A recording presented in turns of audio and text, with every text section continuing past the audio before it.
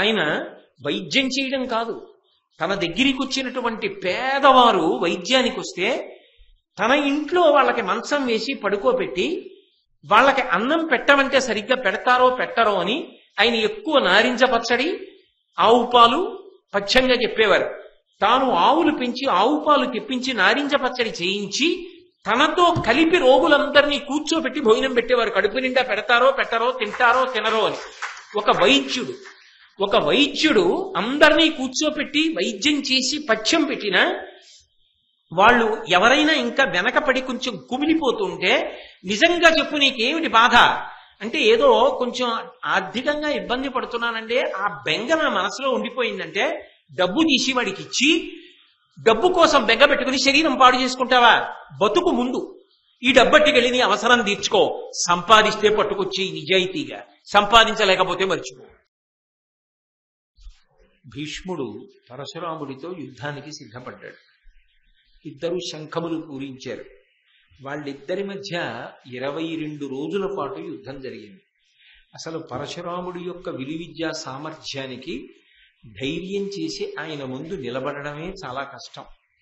ఒకవేళ అలా నిలబడినా ఆయనతో ఎంతోసేపు యుద్ధం చెయ్యవలసిన అవసరం ఎవరికి కలగదు. ఎందుకని అంటే ఆయన యొక్క శక్తి సామర్థ్యములు అటువంటివి. అటువంటి పరశురాముడితో భీష్ముడు 22 రోజుల పాటు యుద్ధం చేసినప్పటికీ కూడా ఫలితం ఎటూ తేలలేదు. ఇద్దరూ అరివీర భయంకరంగా యుద్ధం చేస్తూనే ఉన్నారు. అలా 22 రోజులు గడిచిపోయి అకృతవ్రణుడు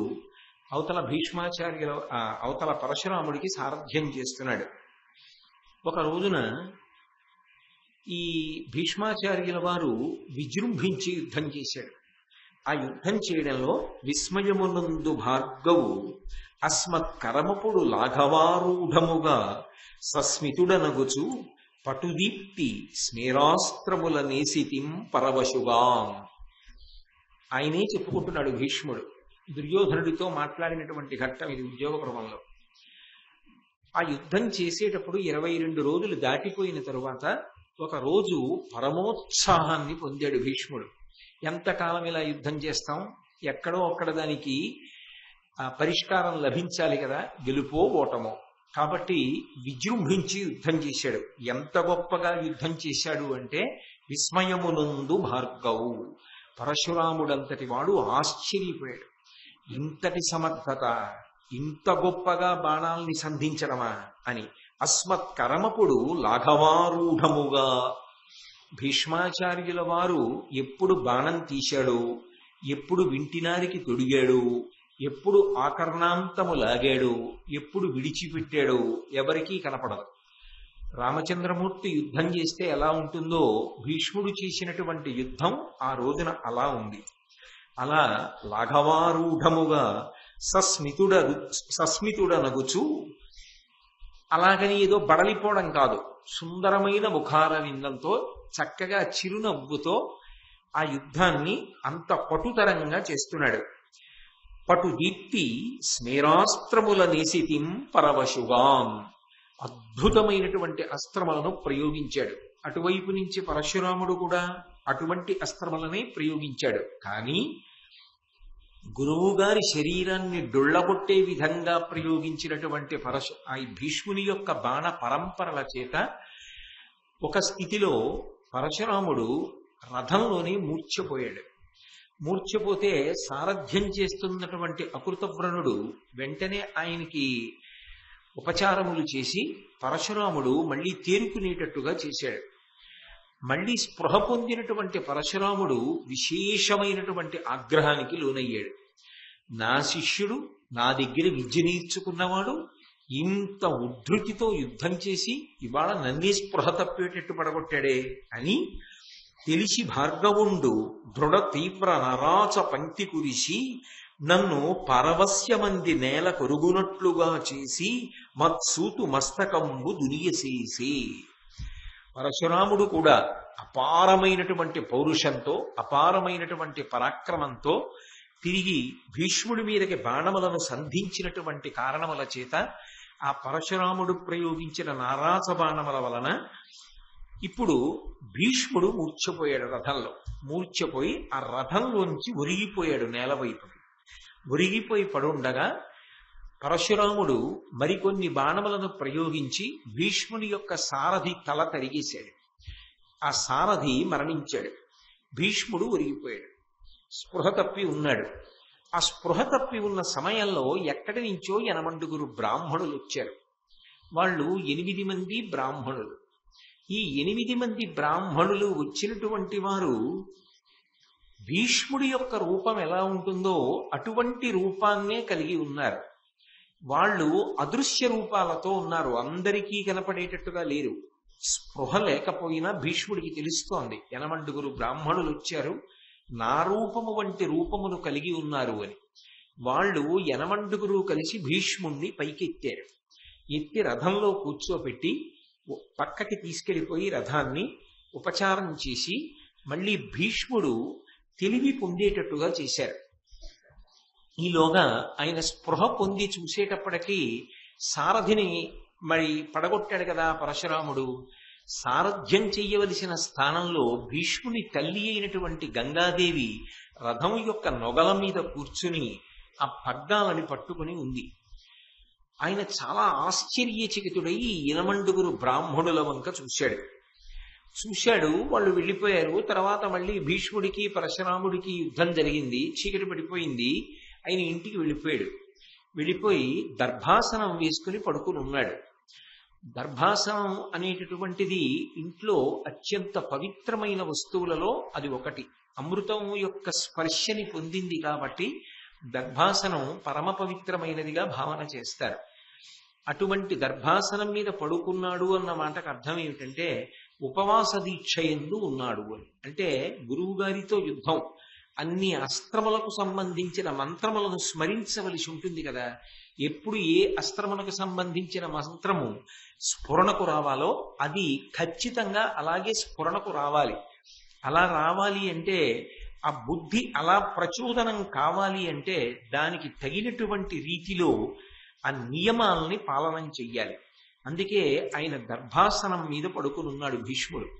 పడుకుంటూ మనసులో సంకల్పం చేశాడు, నేను యుద్ధంలో డస్సిపోయి పరశురాముడితో యుద్ధం చెయ్యలేక ఒక స్థితిలో ఆయన వేసిన బాణముల చేత దెబ్బతిని స్పృహ తప్పి ఒరిగిపోయి ఉండగా ఎక్కడి నుండో 8 బ్రాహ్మణులు వచ్చి నన్ను పైకెత్తారు. నేను వాళ్ళని చూశాను. వాళ్ళు నాలాగే ఉన్నారు. వాళ్ళు నాకు ఊరట కల్పించి తిరిగి రథంలో కూర్చోపెట్టి వెళ్ళారు. గంగమ్మ రథం యొక్క నొగల మీద కూర్చుంది. ఆవిడ్ని నేను గుర్తుపట్టగలను. ఆ 8 బ్రాహ్మణులు ఎవరై ఉంటారు? వాళ్ళు నాకు దర్శనమిచ్చి ఈ యుద్ధము పరిపూర్ణమయ్యేటట్టుగా నేను గెలిచేటట్టుగా నన్ను అనుగ్రహించుగాక అని ప్రార్థన చేసి సంకల్పం చేసి పడుకుంటే ఆ రోజు రాత్రి పూర్తయిపోతోంది. బ్రాహ్మీ ముహూర్తం సమీపిస్తోంది, తెల్లవారుజాము కాలం. ఆ పరమ పవిత్రమైనటువంటి సమయానికి కొంచెం ముందర భీష్మాచార్యుల వారి కలలో వసువులు దర్శనమిచ్చారు. ఇచ్చి వాళ్ళన్నారు, నీవు ఏమును ఒక్కటి, నీకు వెరవనేలగాంగేయ రాము జయించునట్టి శరము సుమ్మని మోహనాస్త్రంబు నాకు నిచ్చిపోయిరి క్రమ్మరనెక్కడైని. ఆ కనపడినటువంటి వసువులు అన్నారు, ఓ భీష్ముడా, నీకు మాకు అభేదం, నీకు మాకు ఏ విధమైనటువంటి భేదం లేదు, మనం తత్వతః ఒక్కటే, ఇప్పటికింతవరకు చాలు. నీవు నీ గురువైనటువంటి పరశురాముణ్ణి గెలవాలి అంటే ఒక అస్త్రాన్ని ప్రయోగించాలి. ఆ అస్త్రం నీకు తెలుసు, కానీ నీకు తెలియదు అని నువ్వు అనుకుంటున్నావు. నువ్వు ఒక్కసారి స్ఫురణకి తెచ్చుకో, నీకు జ్ఞాపకానికి వస్తుంది. అది మోహనాస్త్రం. ఇత పూర్వం నీకు ఉపదేశం ఉంది, నీకు బాగా తెలుసు కూడా అస్త్రం. కాబట్టి నువ్వు ఆ అస్త్రాన్ని ప్రయోగం చేయి. ఆ అస్త్రాన్ని ప్రయోగిస్తే తప్పకుండా నీ గురువు ఈ యుద్ధంలో ఓడిపోతాడు అని వాళ్ళు ఉపదేశం చేసి అంతర్ధానం అయిపోయారు. ఇక్కడ మీరు ఒక విషయాన్ని గమనించవలసి ఉంటుంది. ఎప్పుడైనా సరే ఇటువంటి దేవతాస్థానములలో ఉన్న వాళ్ళు కిందకి దిగి వచ్చినప్పటికీ కూడా వాళ్ళ యొక్క మూలమైన తేజస్సు ఏది ఉంటుందో అది అలాగే ఉంటుంది. ఉదాహరణకి విష్ణు ఉన్నారు, ఆయన అవతార స్వీకారం చేస్తారు. ఆయన రామచంద్రమూర్తిగా అవతార స్వీకారం చేసి భూమి మీదకి వచ్చారనుకోండి, అంటే వైకుంఠమునందు విష్ణువు లేకుండా పోతాడు, లేకపోతే విష్ణు తత్వం లేకుండా పోతుందని అది ఉద్దేశ్యం కాదు. ఆ మూల సంబంధమైన తేజస్సు అలాగే ఉండి అవతారంగా కూడా ప్రవర్తిస్తుంది. అది భగవంతుని యందు ఉన్నటువంటి అపారమైన ప్రజ్ఞ. మనకి లేని విభూతులు పరమేశ్వరుని యందు ఉంటాయి. అందుకే ఆయన యందు కొన్ని గొప్ప గొప్ప లక్షణములు ఉంటాయి. అందుకే ఆయన శరీరము ఆణవ మలముతో కూడుకున్నది కాదు. ఆణవ మలము అంటే మన శరీరం పంచభూతాలతో ఏర్పడుతుంది, పృథివ్యాపస్తేజో వాయురాకాశములతో. భగవంతుని యొక్క శరీరం అలా ఆ 5 భూతములతో ఏర్పడదు. అందుకే ఆణవ మలం ఆయనకు ఉండదు. అలాగే కార్మిక మలం ఉండదు ఆయనకి. కార్మిక మలము అంటే నేను గత జన్మలలో చేసినటువంటి పాపపుణ్యములను అనుసరించి నాకు తర్వాత జన్మలు లభిస్తాయి. ఆయన అలా పాపపుణ్యములు చేస్తే ఆయనకి జన్మలు వచ్చాయని చెప్పడానికి ఉండదు. ఆయన తనంత తానుగా ఒక అవతార స్వీకారం చేసి ఒక ప్రయోజనం కోసం ఈ భూమి మీదకి కిందకి దిగి వస్తాడు తప్ప ఆయన కూడా ఏదో పాపం చేశాడు, పుణ్యం చేశాడు, అందుకు ఆయన కిందకు వచ్చాడు, ఇలా అనుభవిస్తున్నాడు అని తీర్మానం చేయడం కుదరదు. కాబట్టి కార్మిక మలం ఆయనకు ఉండదు. మూడవది మాయిక మలం ఉండదు. మాయిక మలము అంటే మాయ చేత మనం అందరము ఆవరింపబడి ఉంటాం. సత్యమైన వస్తువు అసత్యంగా కనపడుతుంది, అసత్యమైన వస్తువు సత్యంగా కనపడుతూ ఉంటుంది. దాన్ని మాయ అంటారు. ఈ శరీరం సత్యంలా కనపడుతుంది, సత్యమైన ఆత్మ లేనిదిగా అసత్యంగా కనపడుతుంది, అది మాయ. అటువంటి మాయ ఏది ఉన్నదో అది ఆవరించి ఉంటుంది. కాబట్టి జన్మ పరంపరల ఎందు తిరుగుతూ ఉంటారు జీవులు. మహామాయా విశ్వం భ్రమయసి పరబ్రహ్మ మహిషి అంటారు శంకర భగవత్పాదుల సౌందర్యలహరిలో. ఆమె మహామాయా స్వరూపిణి అయి అనేక జన్మల యందు జీవుల్ని తిప్పుతూ ఉంటుంది. కానీ భగవంతుడికి అటువంటి మాయిక మలము ఉండదు. ఆయన ఆ మాయ చేత కప్పబడి ఉండడు. ఈ మూడిటికి అతీతుడు. అలాగే దేవతలకి సంబంధించినంత వరకు వాళ్ళ మూలస్థానములు అలాగే ఉంటాయి. అందుకే అష్టవసువులుగానే కనపడ్డారు. కనపడి భీష్మాచార్యుల వారికి నీకు మోహనాస్త్రం తెలుసు, నువ్వు దాన్ని స్మరించు అని ఉపదేశం చేశారు. తెల్లవారింది. ఆయన చెయ్యవలసినటువంటి నిత్యకర్మలు కొన్ని ఉంటాయి, అవి ఎన్నడూ కూడా వైక్లభ్యం చెందకూడదు. ఆయన సంధ్యావందనాది కార్యక్రమాలన్నిటినీ పూజ చేశాడు. చెయ్యవలసినటువంటి తర్పణలు పూర్తి చేశాడు. అంటే యుద్ధం చేస్తున్నప్పుడు కాదు, ఏ పని చేస్తున్నా సరే చెయ్యవలసినటువంటి నిత్యకర్మ చెయ్యకుండా ఉండకూడదు. అందుకే సంధ్యావందనాది కార్యక్రమములను చేసి కళ్ళు మూసుకుని ధ్యానం చేశాడు. ఆయనకి మోహనాస్త్రం స్ఫురించింది. అంటే వసువుగా ఉన్నప్పుడు తెలిసి ఉన్నటువంటి విషయం ఇప్పుడు ఆయనకు భాషించింది, తనంత తానుగా భాషించింది. భాషించడం అంటే ఒకరు చెప్పవలసిన అవసరం లేకుండానే తనంత తాను ప్రకాశిస్తుంది బుద్ధి యందు. అది ఆయన యొక్క పూర్వ వైభవం. ఒక వసువుగా ఉన్న కారణం, ఈ జన్మలో వశిష్ఠుని యొక్క శాపవశాత్తు వచ్చిన చాలా చాలా గొప్ప కార్యాల్ని సాధించవలసి రావడం, ఇన్ని కారణముల చేత భగవదనుగ్రహం ఫలించి ఆయనకి మోహనాస్త్రం స్ఫురించింది. అన్నిటికన్నా మీరు జ్ఞాపకం పెట్టుకోవలసిన విషయం ఒకటి ఉంటుంది. స్ఫురణ అన్న మాట వెనక ఎవరుంటారు అంటే భగవంతుడు ఉంటాడు. ఏ సమయమునకు ఏది జ్ఞాపకం రావాలో అది జ్ఞాపకం వచ్చింది అంటే దాని వెనక కేవలం భగవంతుని యొక్క కృప. అలా జ్ఞాపకం రాలేదు అంటే భగవంతుని యొక్క అనుగ్రహము యొక్క లేమి. అంతేకాని ఒక వ్యక్తి యొక్క ప్రజ్ఞతో సంబంధం కాదది. ప్రజ్ఞ ఆయన సాధన ఆయనకు ఉంటుంది. కానీ ఎంత సాధన చేసినప్పటికీ ఏ సమయమునందు ఏది జ్ఞాపకానికి రావాలో అది జ్ఞాపకం రావడం భగవంతుని యొక్క కృప ఉంటేనే సాధ్యం. అందుకే కర్ణుడి దగ్గర నిజానికి శక్తి అస్త్రం ఉంది. అది అర్జునుడి మీద ప్రయోగించి ఉంటే కురుక్షేత్ర సంగ్రామం ఎలా మలుపు తిరిగేదో, ఘటోత్కచుడి మీద ప్రయోగించి వదిలిపెట్టేసుకున్నాడు తప్ప ఇది అర్జునుడి మీద ప్రయోగిద్దామనేటటువంటి ఆలోచన ఘటోత్కచుడికి కలగలేదు. అంటే దాని వెనకాతల శ్రీకృష్ణుడున్నాడు అన్న విషయం వేరుగా ప్రతిపాదించవలసిన అవసరం ఎందుకుంటుంది? కాబట్టి ఆ స్ఫురణ శక్తి పరమేశ్వరుడు. ఆ స్ఫురణ శక్తిని ఏ కారణానికి ఇస్తాడు అంటే ధర్మాచరణము చేత ఇస్తారు. ఎవరు ధర్మమునందు అనువృత్తి కలిగి ఉంటారో వారికి మన ఊహకు అందనటువంటి రీతిలో స్ఫురణ శక్తి నిలబడిపోయి ఉంటుంది. అది తర్కమునకు అందేటటువంటి విషయం కాదు. నేను ఎందుకు చెప్తున్నాను అంటే అలా మహాత్ముల యొక్క స్ఫురణ శక్తికి ప్రత్యక్షమైన నిదర్శనములు ఇప్పటికీ ఉన్నాయి. శ్రీశైల క్షేత్రంలో ఇప్పటికీ ఒక పూర్వసువాసిని ఉన్నారు. ఆవిడ పూర్వసువాసిని కనుక శిరోముండనం చేయించుకుని తెల్లటి బట్ట పైనుంచి కప్పుకొని పూర్వ సంప్రదాయాన్ని పాటిస్తూ ఉంటారు. ఆమె పెళ్ళైనటువంటి కొత్తల్లో ఇంకా పిల్లలు కూడా కలగలేదు ఆవిడికి. నిండు యవ్వనంలో ఉన్న రోజులలో భర్త గారితో కలిసి కాశీపట్టణానికి వెళ్ళారు. వెళ్ళినప్పుడు చంద్రశేఖరేంద్ర సరస్వతి స్వామి వారు కంచికామకోటి పీఠాధిపత్యం వహించిన మహాపురుషులు వారు కాశీపట్టణానికి వచ్చి, ఎందుకో ఆయన కూడా అదే సమయానికి గంగ ఒడ్డుకు వచ్చారు. వచ్చి స్నానం చేసి ఆయన ఎందుకో కూర్చుని ఉన్నారు. ఈమె భర్తతో కలిసి దర్శనానికి వెళ్ళారు. వెళ్ళి తెలిసి తెలియని తనం అమాయకత్వంతో స్వామివారిని ఒక ప్రశ్న అడిగారు. నాకు మీ కాళ్ళు కడగాలనుంది అన్నారు. ఆయన పకపకా నవ్వి అన్నారు, నువ్వు స్త్రీవి కదా, నేను సన్యాసిని కదా, నా కాళ్ళు నువ్వు ఎలా కడుగుతావు, సాధ్యం కాదుగా అని నవ్వారు.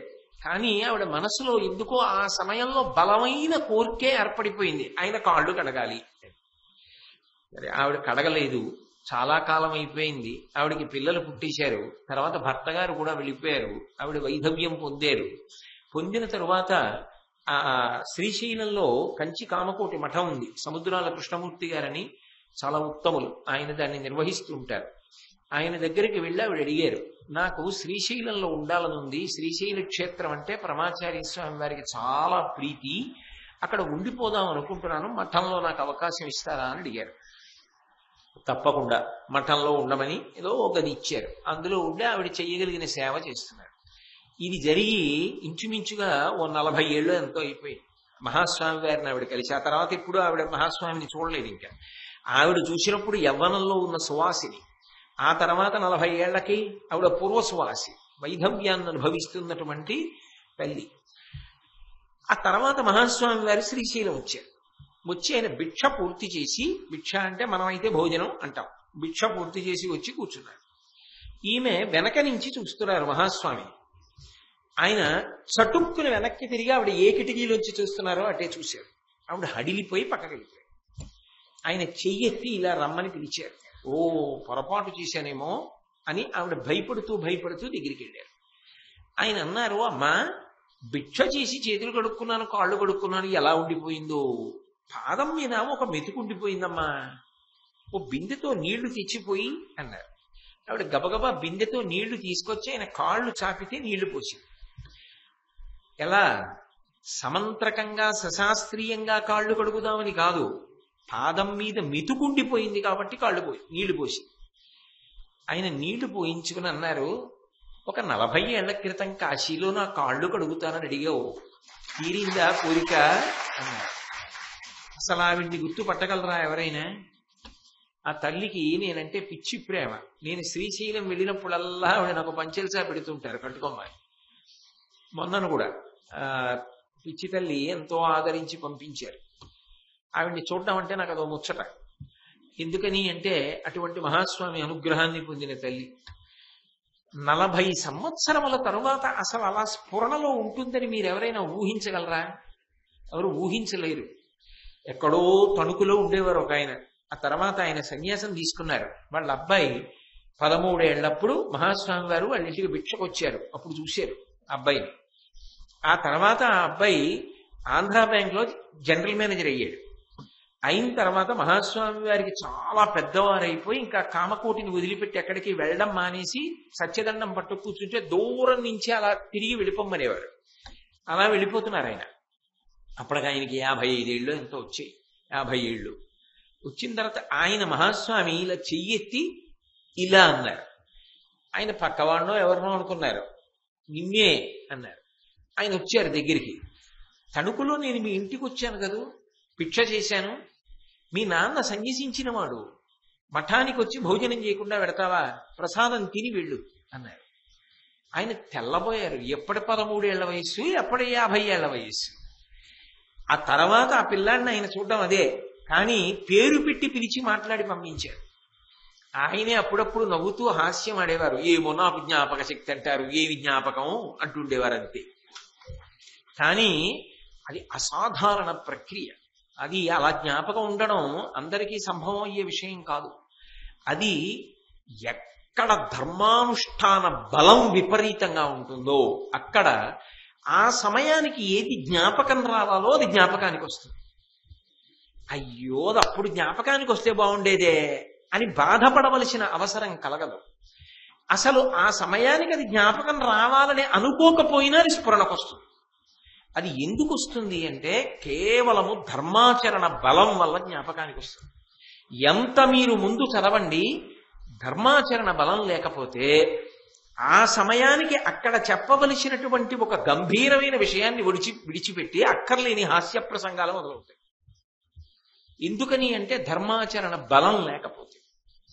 ఆ సమయానికి ఏది చక్కగా స్ఫురణకు రావాలో, ఏది బలీయమైన విషయాన్ని ప్రతిపాదన చెయ్యాలో అది జ్ఞాపకానికి రాదు. ఇది ధర్మమునకు ఉండేటటువంటి శక్తి. ఆ ధర్మము చేత భగవానుడు ప్రీతి పొందుతూ ఉంటాడు. అందుకే అన్నిటికన్నా గొప్పదేది అంటే ధర్మమే. భీష్ముడు గురువు గారితో యుద్ధం చేస్తున్నాడు. అధర్మమా ధర్మమా అని మనకెవరికైనా అనుమానం ఉండొచ్చు.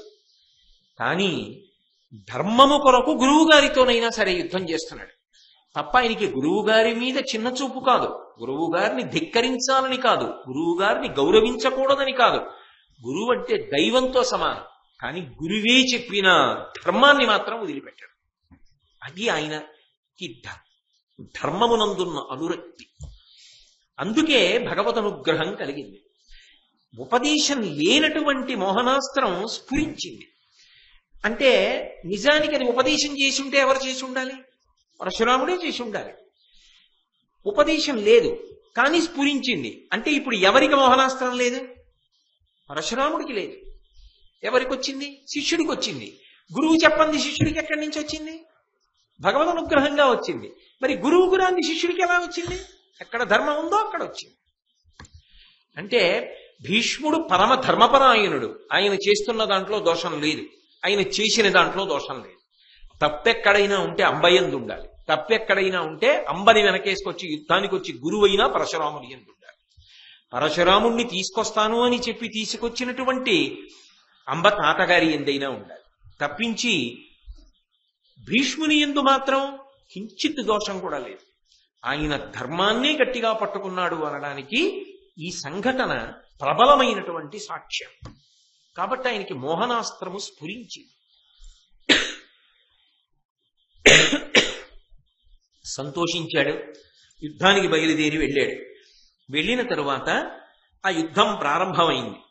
ప్రారంభమైతే ఈసారి పరశురాముడు బ్రహ్మాస్త్ర ప్రయోగం చేశాడు. బ్రహ్మాస్త్రం అంటే అదేం సామాన్యమైన అస్త్రం కాదు.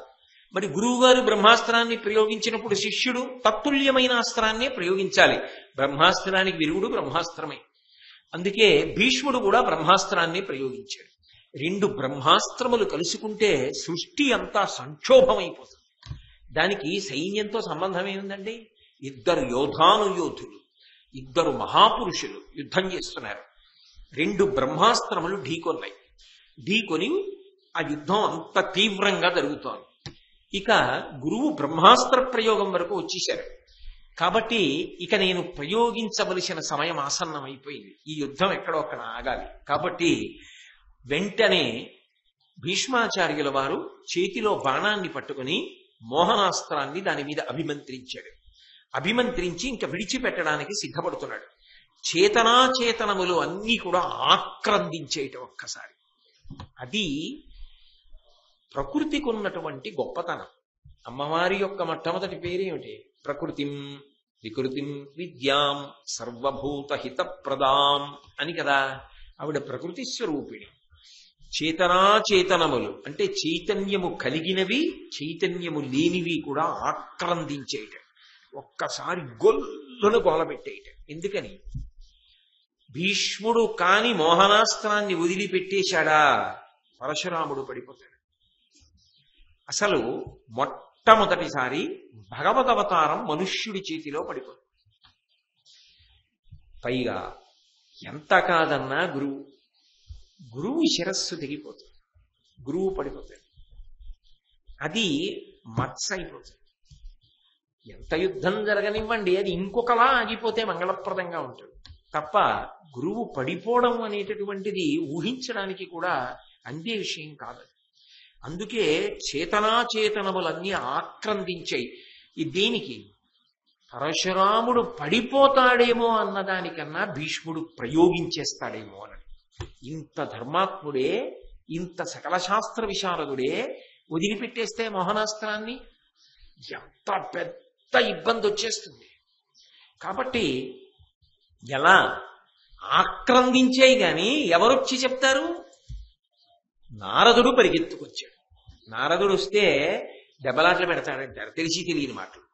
నారదుడు వస్తే దెబ్బలాటలు పెట్టడం అవన్నీ సినిమా కథలకు బాగుంటాయేమో. నారదుడు ఎక్కడైనా జ్ఞానాన్ని ఆవిష్కరించడానికి వస్తాడు. నారదుడు మహానుభావుడు. అటువంటి నారదుడు గబగబా పరిగెత్తుకొచ్చి భీష్మాచార్యుల వారితో అన్నాడు, వద్దు, ఇది కర్కశత్వము. గురువు యుద్ధం చేస్తూ ఉండుండవచ్చు కాక, నిన్ను అధర్మమును పాటించమని అని ఉండవచ్చు కాక, నువ్వు మాత్రం మోహనాస్త్ర ప్రయోగం చేసి గురువుని పడగొట్టడానికి వీల్లేదు. ఇది అపారమైన కర్కశత్వము సుమా, ప్రయోగించవద్దు అన్నాడు. అవతల పరశురాముడి వైపు మరి సరే ఈయన ఆపుతాడు, మరి అవతల ఆపేది ఎవరు? జమదగ్ని పరిగెత్తుకొచ్చాడు. అంటే మీరు ఒకటి ఆలోచించాలి. పునర్జన్మ సిద్ధాంతం అనేటటువంటిది, పుణ్యాత్ములు దివ్యమైనటువంటి స్థానములు అలంకరిస్తారు అనేటటువంటిది, పితృస్థానములలోకి వెళ్ళిన వారు మనం చేసేటటువంటి పనులను గమనిస్తారు అనేటటువంటిది పరమ సత్యము అని రూఢమవుతోందా లేదా? రూఢమవుతోంది అనడానికి ఇవే సాక్ష్యాలు. భారతం చెప్పడం కాదు, భారతం చెప్పిన వాడివి పితృదేవతా స్థానాలు ఉంటాయని నమ్మితే భారతం చెప్పిన దానికి సార్థక్యం. భారతం చెప్పి పితృదేవతలు ఉంటారా అంటే, నేను భారతం అంతా చెప్పేసి పితృదేవతా స్థానాలు ఉంటాయి ఏంటండి అన్నాను అనుకోండి, ఇంకెందుకు చెప్పినట్టు భారతం? ఏమిటి భారతం మీద నమ్మకం నీకు? ఎందుకు చెప్పినట్టు? అది కాదు, ఉంటాయనడానికి ఇది ప్రబల నిదర్శనం. భారతంలో ఎన్ని పర్యాయాలు ఇలా కనపడ్డాయి. ఇత పూర్వం పాండురాజు గారు దేవేంద్రుడితో కలిసి బయలుదేరి వచ్చి జరుగుతున్నటువంటి యుద్ధం చూడడం కోసం వచ్చాడు అని చెప్పి ఒక సందర్భంలో భారతంలో మీకు నేను చూపించాను. ఇవాళ పరశురాముడి తండ్రి శరీరం విడిచిపెట్టేసిన వాడు జమదగ్ని మిగిలిన పితృస్థానాలతో కలిసి వచ్చాడు. వచ్చి పరశురాముడితో మాట్లాడుతున్నాడు. అంటే శరీరాలు విడిచిపెట్టినా వాళ్ళు ఉన్నత లోకములు చేరుతారు సాధనా బలంతో. ఆ పుణ్యప్రదమైనటువంటి జీవితాలు గడిపిన వాళ్ళు ఎవరుంటారో వాళ్ళు ఆ స్థానములను చేరి వంశగౌరవం నశించిపోకుండా తన వంశంలో ఉన్న వాళ్ళు సత్ప్రవర్తనతో ఉండాలని కోరుకుంటూ ఉంటారు అనడానికి ఇంతకన్నా ప్రబల సాక్ష్యం ఏముంటుంది? కాబట్టి జమదగ్ని పరిగెత్తుకొచ్చాడు, పితరులు పరిగెత్తుకొచ్చారు. పరిగెత్తుకొచ్చి పరశురాముణ్ణి పట్టుకుని ఒక మాట అన్నారు, వినుము, వసుమూర్తి తండనంజ సామాన్య తేజుడు అహవభూమి మనకు జయింప వశమే భీష్ముని విప్రున కవునే రోషమును మత్సరమును. ఏమిటయా పరశురామ ఈ పనులు? అసలు ఎవరితో యుద్ధం చేస్తున్నావు? నా శిష్యుడితో అంటున్నావు. అతను సాక్షాత్తుగా వసువు, దేవతాగణములలోని వాడు, శాపవశాత్తు భూమి మీదకి వచ్చాడు. అంతటి గొప్పవాడితో యుద్ధం చేస్తున్నావు. ఇతన్ని సామాన్యుడిగా భావన చేసి యుద్ధం చేస్తున్నావే, ఇతన్ని మట్టు పెట్టడం సాధ్యం అవుతుంది అనుకుంటున్నావా? ఎలా సాధ్యం అవుతుంది? మనకు జయింప వశమి భీష్ముణ్ణి జయించగలవా? జయించలేవు. భీష్ముడికి గురువు అవ్వడం నీకు గౌరవం అంతే. కానీ గురువు అయ్యావు కాబట్టి, నీకు శిష్యుడు కాబట్టి నువ్వు గెలవగలను అనుకోవడం పొరపాటు. గెలవలేవు. ఇది ఒక చిత్రమైన మాట. మరి మీరు పట్టుకోగలిగారో లేదో. గురువు దొరకడం శిష్యుడికి అదృష్టం. ఎప్పుడూ కూడా అలాగే అనాలి. శిష్యుడు ఎప్పుడూ కూడా నాలాంటి శిష్యుడు గురువుగారికి దొరకడం అదృష్టం అన్న మాట అనకూడదు. గురువు లభించడమే శిష్యుడికి గొప్ప. గురువు గారి పేరు చెప్తే తల వంచడం, అటువంటి గురువు నాకు లభించడం నా జీవితంలో మహద్భాగ్యం అండి అనే భావన చెయ్యాలి. కానీ వాడి జీవితం తరించింది ఎప్పుడో తెలుసా? వాడనకూడదు, గురువు అనాలి. నీలాంటి శిష్యుడు లభించడన్నా అదృష్టం రా. నువ్వు శిష్యుడివి ఏమిట్రా? నువ్వు శిష్యుడివి అని అనిపించుకోవడం, నా శిష్యుడు అని అనిపించుకోవడం నాకు గౌరవాన్ని తెచ్చిందిరా అని గురువుగారు అనగలిగినట్లుగా శిష్యుడు బ్రతకగలిగాడు అనుకోండి, అప్పుడు ఇంకా పతాక స్థాయి. అది శిష్యుడి జీవితానికి చాలా గొప్ప కితాబ్. అంటే గర్వపడమని, అతిశయానికి పొమ్మని కాదు, మరింత ఒడ్డు దగ్గర పెట్టుకో బ్రతకమని. ఇప్పుడు పితరులు చెప్తున్న మాట అది. ఇటువంటి వాడు నీకు శిష్యుడని నువ్వు సంతోషించాలి. ఎందుకని వసువు దేవతాగణంలోని వాడు నీకు శిష్యరికం చేశాడు. నరుడిగా వచ్చాడు కాబట్టి శిష్యరికం చేసి పొందాలి కాబట్టి. గురువు లేని విద్య గుడ్డి విద్య కాబట్టి పొందాడు. అంత మాత్రం చేత నువ్వు నియంత్రించలేవు, నువ్వు ఓడించలేవు. ఎందుకు ఓడించలేవంటే ఆయన సహజ ప్రతిభ అటువంటిది. అందుకు మోహనాస్త్రం స్ఫురించింది. అటువంటి శిష్యుడికి గురువునయ్యానని ఆనందించు. ధర్మం కోసం నిలబడుతున్నాడు. ఇన్ని ఉన్నా గురువే చెప్పినా ధర్మం కోసం నిలబడుతున్నానన్నాడు. అదే పరశురాముడైతే వచ్చి కాళ్ళ మీద పడి అంబ ఏడ్చిందని మాట ఇచ్చేశాడు. నిజానికి ఎవరు గొప్ప? భీష్ముడే గొప్ప. అటువంటి వాడికి గురువునయ్యానని సంతోషించి ఆపే యుద్ధం. అంతేగాని ఎందుకు భీష్ముడితో ఇంకా యుద్ధం కొనసాగిస్తావు? ఇంకొక మాట చెప్పనా? నా బాణములతో వాణ్ణి పడగొట్టేస్తానని చెప్పి నువ్వు అంబ దగ్గర ప్రతిజ్ఞ చేశావు. నువ్వు చెయ్యలేవు, నీకు సాధ్యం కాదు. ఇది నీకు తండ్రి స్థానంలో ఉండి చెప్పట్లా, ఆ శరీరం వదిలిపెట్టా. ఇవాళ పితృదేవతా స్థానంలో ఉండి చెప్తున్నా. వసువులు పితృదేవతా స్థానాలతో సంబంధం ఉన్నవాడు. అందుకు చెప్తున్నాను, అసలు నువ్వు కాదు ఎవరూ చంపలేరు భీష్ముడిని. భీష్ముణ్ణి చంపాలంటే మళ్ళీ ఇంకో అవతారం వస్తుంది. అదే అవతారం రావాలి. నారాయణుడి పక్కన ఉన్న నరుడు అర్జునుడుగా అవతారంగా వస్తాడు. ఇంకొక అవతారం వస్తే తప్ప భీష్ముడు పడడం. కాబట్టి సమరముడుగు నారాయణ సముడు నరుడు సవ్యసాచిన ఇంకొక జన్మముంది ఇతని వధించు కాని తక్కితర జనములకు నసాధ్యుండు భీష్ముడు అలంబులోన. నారాయణ సకుడైనటువంటి నరుడు మళ్ళీ ఇంకొక అవతారం ఎత్తి అర్జునుడుగా వస్తాడు. వచ్చినప్పుడు ఆ అర్జునుడు యుద్ధభూమిలో ఈయన్ని పడగొట్టాలంటే తప్ప అన్యులకు ఎవ్వరికీ సాధ్యం కాదు. ఇంకో అవతారం రావాలి. నువ్వు పరశురామ అవతారంగా వచ్చి భీష్ముడికి గురువు అయ్యావు, అంతవరకు చాలు. అది నీ అదృష్టం, ఆ కీర్తి. అంతేకాని నేను చెప్పండి ఆయన దగ్గర ఎక్కడుంది నేను పడగొట్టేస్తానని మాత్రం ముందుకు వెళ్ళకు. అది మంచి పద్ధతి కాదు. కాబట్టి నా మాట విను.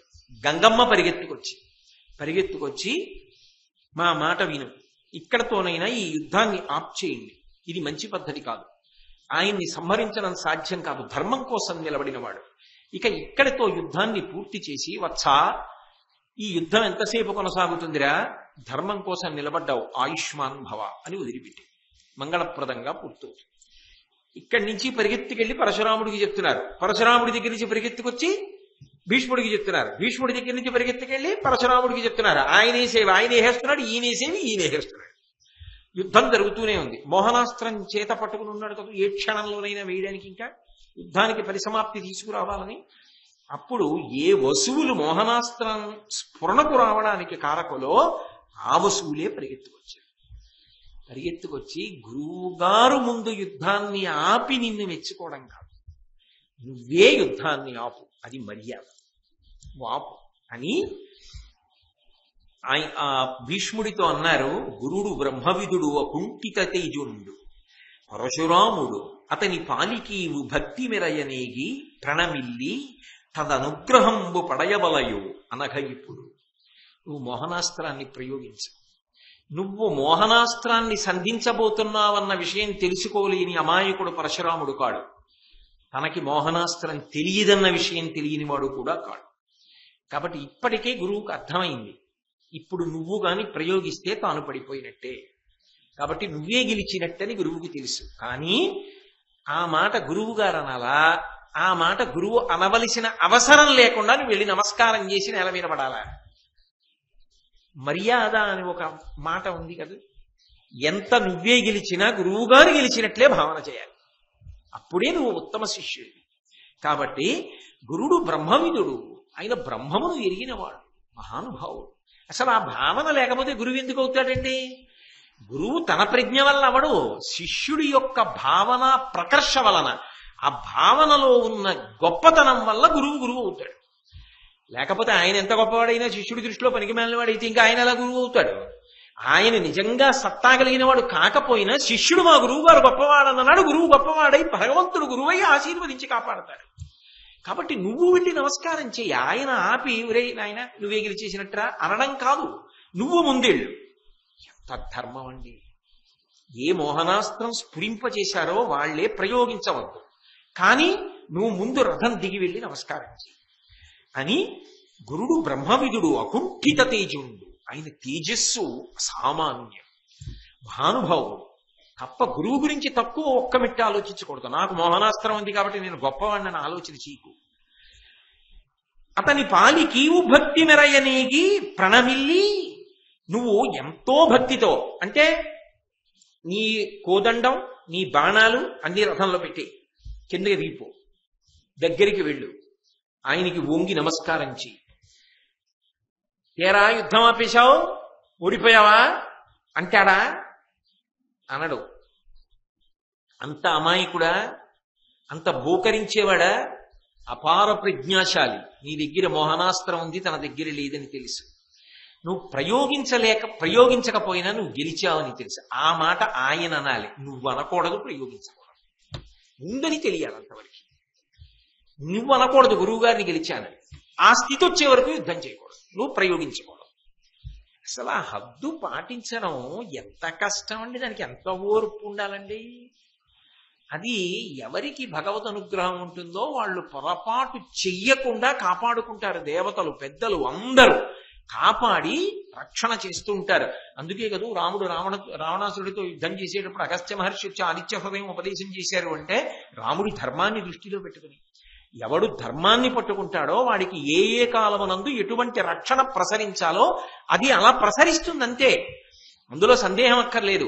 ధర్మో రక్షతి రక్షిత, ఈ జాతి సందేశం. యావత్ ప్రపంచానికి భారతదేశం చెప్పినటువంటి గొప్ప సందేశం.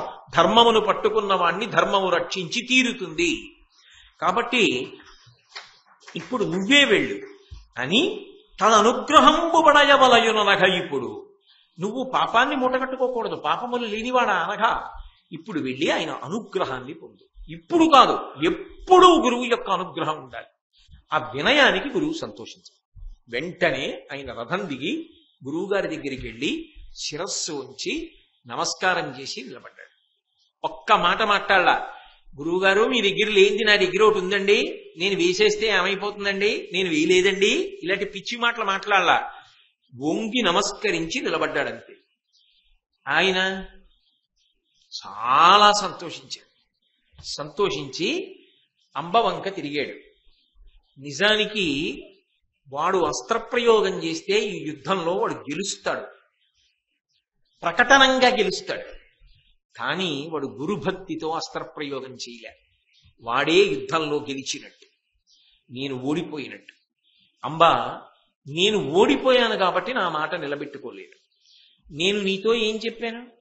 భీష్ముడు నీకు న్యాయం చేసి విచిత్ర వీర్యునికిచ్చి వివాహం చేసేటట్టయినా చేస్తాను, లేదా భీష్ముడి తల తెంపేస్తానని చెప్పాను. విచిత్ర వీర్యుడికిచ్చి పెళ్లి చేయమని చెప్పాను, వినలేదు, అధర్మం అన్నాడు. అతడిదే ధర్మం అనడానికి గుర్తు యుద్ధంలో నేను ఓడిపోయాను కాబట్టి నేను ఆయన తల త్రుంచలేదు. గెలుపు ఓటములు యుద్ధంలో తెలుస్తాయి. నేను చెయ్యవలసిన కర్తవ్యం నేను చేశాను. ఏ మాట ఇచ్చానో ఆ మాట కోసం పరిశ్రమించాను. వాడు గెలిచాడు. కాబట్టి ఇప్పుడు నేను వాడిని శాసించడం కుదరదు, నీ దారి నువ్వు చూసుకో అని ఆయన వెళ్ళిపోయాడు. అంటే బహుశః గురువుతో యుద్ధం చెయ్యవలసిన అవసరం ఏర్పడి ఇన్ని రోజులు యుద్ధం చేసిన తరువాత ధర్మానికి భగవదనుగ్రహంగా ఒక అస్త్రం ఆయన మనసులో స్ఫురించి అస్త్రప్రయోగం చెయ్యకుండానే నారదాది మహర్షులు, జమదగ్ని ఇంతమంది వచ్చి శిష్యుడు గెలిచాడు అని గురువు గారు ఒప్పుకునేటటువంటి స్థితి కల్పింపబడడం, ధర్మానికి శిష్యుడు నిలబడ్డాడు అనేటటువంటి సంఘటన నిరూపణం కావడం, ధైర్యం దేనికి కావాలి అంటే అప్పటికి కష్టమనిపించినా ధర్మాన్ని పట్టుకున్నవాడు గెలిచి తీరుతాడు. కాబట్టి ధర్మాన్ని వదిలిపెట్టవద్దు. అధర్మాత్ముడు అప్పటికి గెలిచినట్టు ఉంటాడు, అధర్మాత్ముడు అప్పటికి సంతోషించినట్టుగా ఉంటుంది. కానీ శాశ్వతమైనటువంటి సుఖము శాశ్వతమైన ఆనందము ధర్మాత్ముడివి. అధర్మాత్ముడు అప్పటికి మెరిసిన సర్వనాశనం అయిపోతాడు. కాబట్టి ధర్మాన్ని వదిలిపెట్టకు సుమా, ధర్మమును పట్టుకున్న వాడికి అన్ని రకములైన అనుగ్రహములు ఉంటాయి అని మనకి మహాభారతంలో భీష్మోపాఖ్యానం ద్వారా అంబ విషయంలో గురువు గారిని గెలవడం ద్వారా భీష్ముడు ఆవిష్కరించాడా లేదా? కాబట్టి అసలు చరిత్రలో ఒక సువర్ణాధ్యాయాన్ని తొడిగాడు. బహుశः ఇలా జరగడం అనేటటువంటిది ఆర్షవాంగ్మయంలో ఎక్కడా కనపడదు. అంత అద్భుతమైనటువంటి ఒక సన్నివేశం భీష్మాచార్యుల వారి జీవితంలో ఆవిష్కృతమైంది. ఆయనకి ధర్మం మీద ఎంత ధృతి, ఎంత పట్టుదల అన్నది అర్థం. ఇంత ధర్మాత్ముడు పరశురాముడే గెలవలేకపోయాడు, ఆయనని గెలవడం సాధ్యం కాదని జమదగ్ని లాంటి వాడు చెప్పాడన్న తర్వాత అంబేం చేయాలి? నిజానికి వెళ్ళి భీష్ముడి కాళ్ళ మీద పడాలి. దోషం అయిపోయింది, నా జీవితానికి న్యాయం జరిగేటట్టు చెయ్యి అని అడిగితే భీష్ముడు ఏం చేసి ఉండేవాడు? ఆమె భీష్ముని ఆశ్రయించలేదు. భీష్ముని మీద పగ రెట్టింపయింది ఆవిడికి. పరశురాముణ్ణి కూడా గెలవనివ్వలేదే, నేను అనుకున్న మాట నెరవేరలేదే, వేరొకసారి అవమానం పొందాను. ఎందుకని? అంబా, భీష్ముణ్ణి నేను గెలవలేకపోయాను, నీ దారి నువ్వు చూసుకో అన్నాడు కదా పరశురాముడు. కాబట్టి వేరొకసారి భీష్ముడు ఎదురుగుండా ఓడిపోయాను. భీష్ముణ్ణి చంపి తీరవలసింది. మరింత పగబట్టి ఆమె పుణ్యాశ్రమములు ఎక్కడ ఉన్నాయో వాటన్నిటికీ బయలుదేరి వెళ్ళింది. ఎక్కడెక్కడ నదీ తటములు ఉన్నాయో వాటన్నిటికీ వెళ్ళింది. అసలు స్త్రీకి సాధ్యం కానటువంటి రీతిలో, అనితర సాధ్యమైన రీతిలో, అంటే పురుష శరీరము కన్నా స్త్రీ శరీరం కొంత కోమలత్వం ఎక్కువ ఉంటుంది కదా, కొంత బడలిక ఎక్కువ ఉంటుంది కదా, నియమపాలనలో కొంత క్లేశం ఉంటుంది కదా, అరణ్యాలు పట్టి ఒంటరిగా ఎక్కడో ఉండి చెయ్యడం సాధ్యం కాదు కదా. అయినా వాటిని తట్టుకుని దేనికి? కేవలం భీష్ముడి మీద పగతో ఆమె తపస్సు చేస్తూనే ఉంది. ఒకనాడు గంగ ప్రత్యక్షమైంది ఆవిడికి. ఎంత తపస్సు అనుకుంటున్నారు? విశ్వామిత్రాది మహర్షులు తపస్సు చేసినటువంటి సిద్ధాశ్రమం లాంటి ప్రదేశాలు వెతుక్కుని తపస్సు చేసింది. ఎందుకని అంటే ఒక్క చోట చేసిన పుణ్యం కన్నా వేరొక చోట చేసినటువంటి పుణ్యం కొన్ని కోట్ల రెట్లు ఎక్కువ.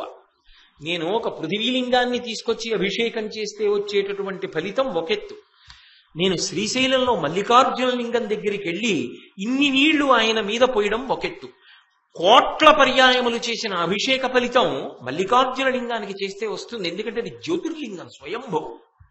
నేను చేసినది పృథివీలింగం, దీని ఫలితం ఒకటి, దాని ఫలితం ఒకటి. ఆకలి ఉన్నవాడికి అన్నం పెట్టిన దానికి, కడుపు నిండా ఉన్నవాడికి మీకు ప్రేమగా ఉందని అన్నం పెట్టిన దానికి తేడా ఉందా లేదా?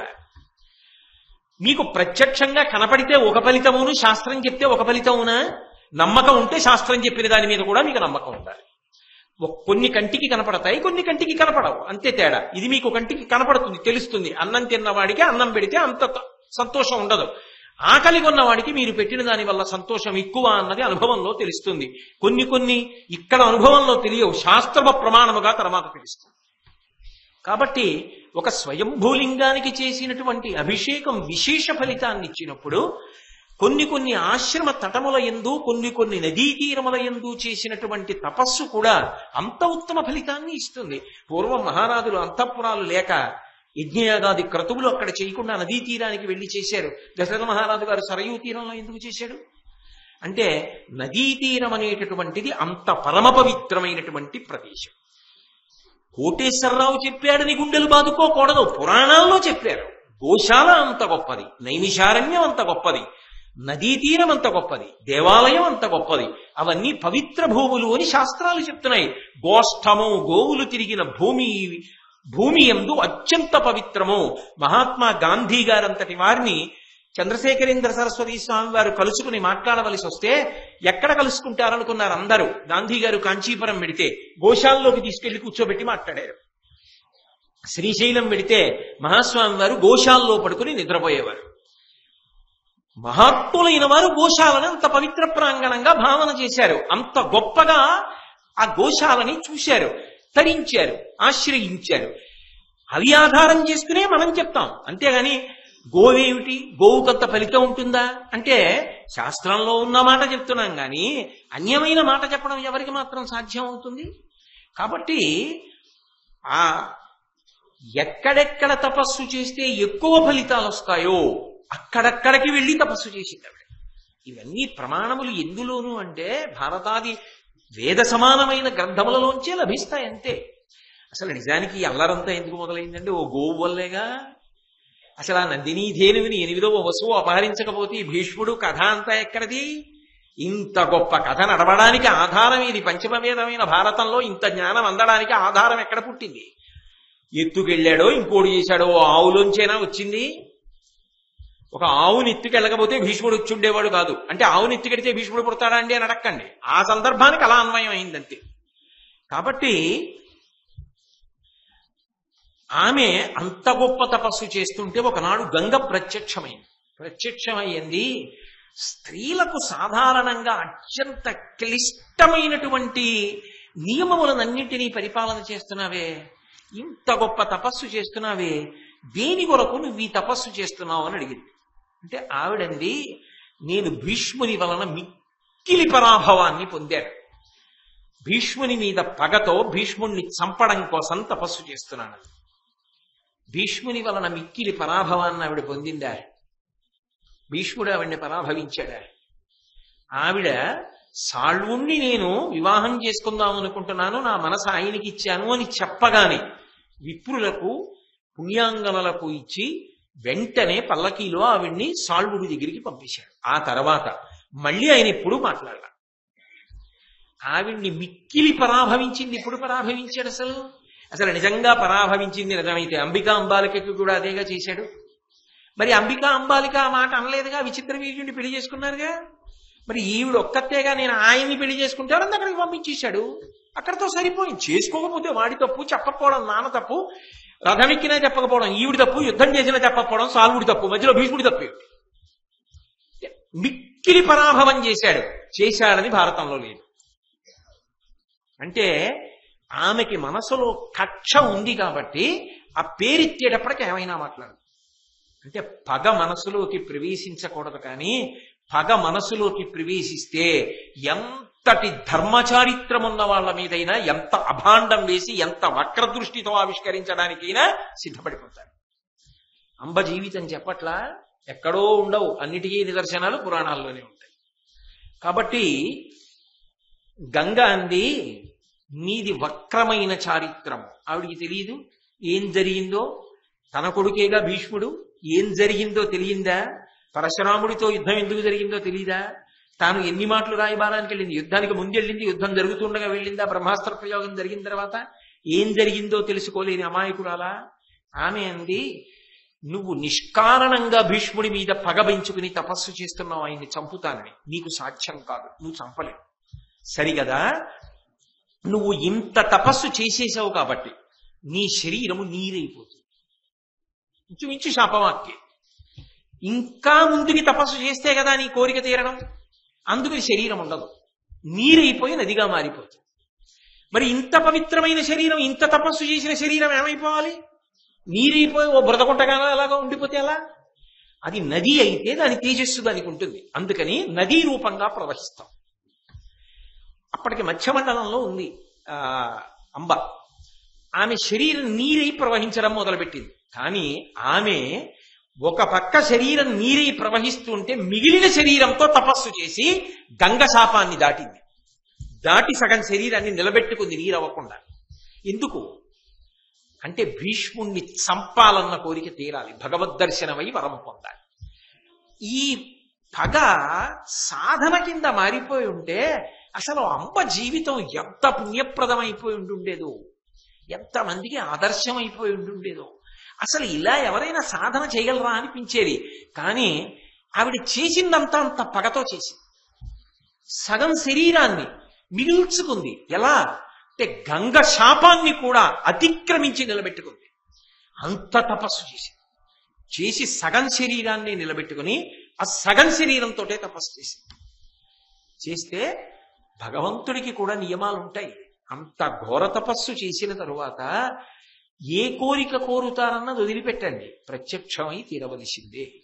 అందుకే శంకర భగవానుడు ప్రత్యక్షమయ్యాడు. ఏమి నీ కోరిక అని అడిగాడు. నేను భీష్ముణ్ణి చంపేయాలి, యుద్ధంలో భీష్ముణ్ణి చంపాలి, నాకు ఆ వరం ఇవ్వండి. ఆయన అన్నాడు నవ్వి, భీష్ముణ్ణి నువ్వు ఈ జన్మలో చంపలేవు, సాధ్యం కాదు.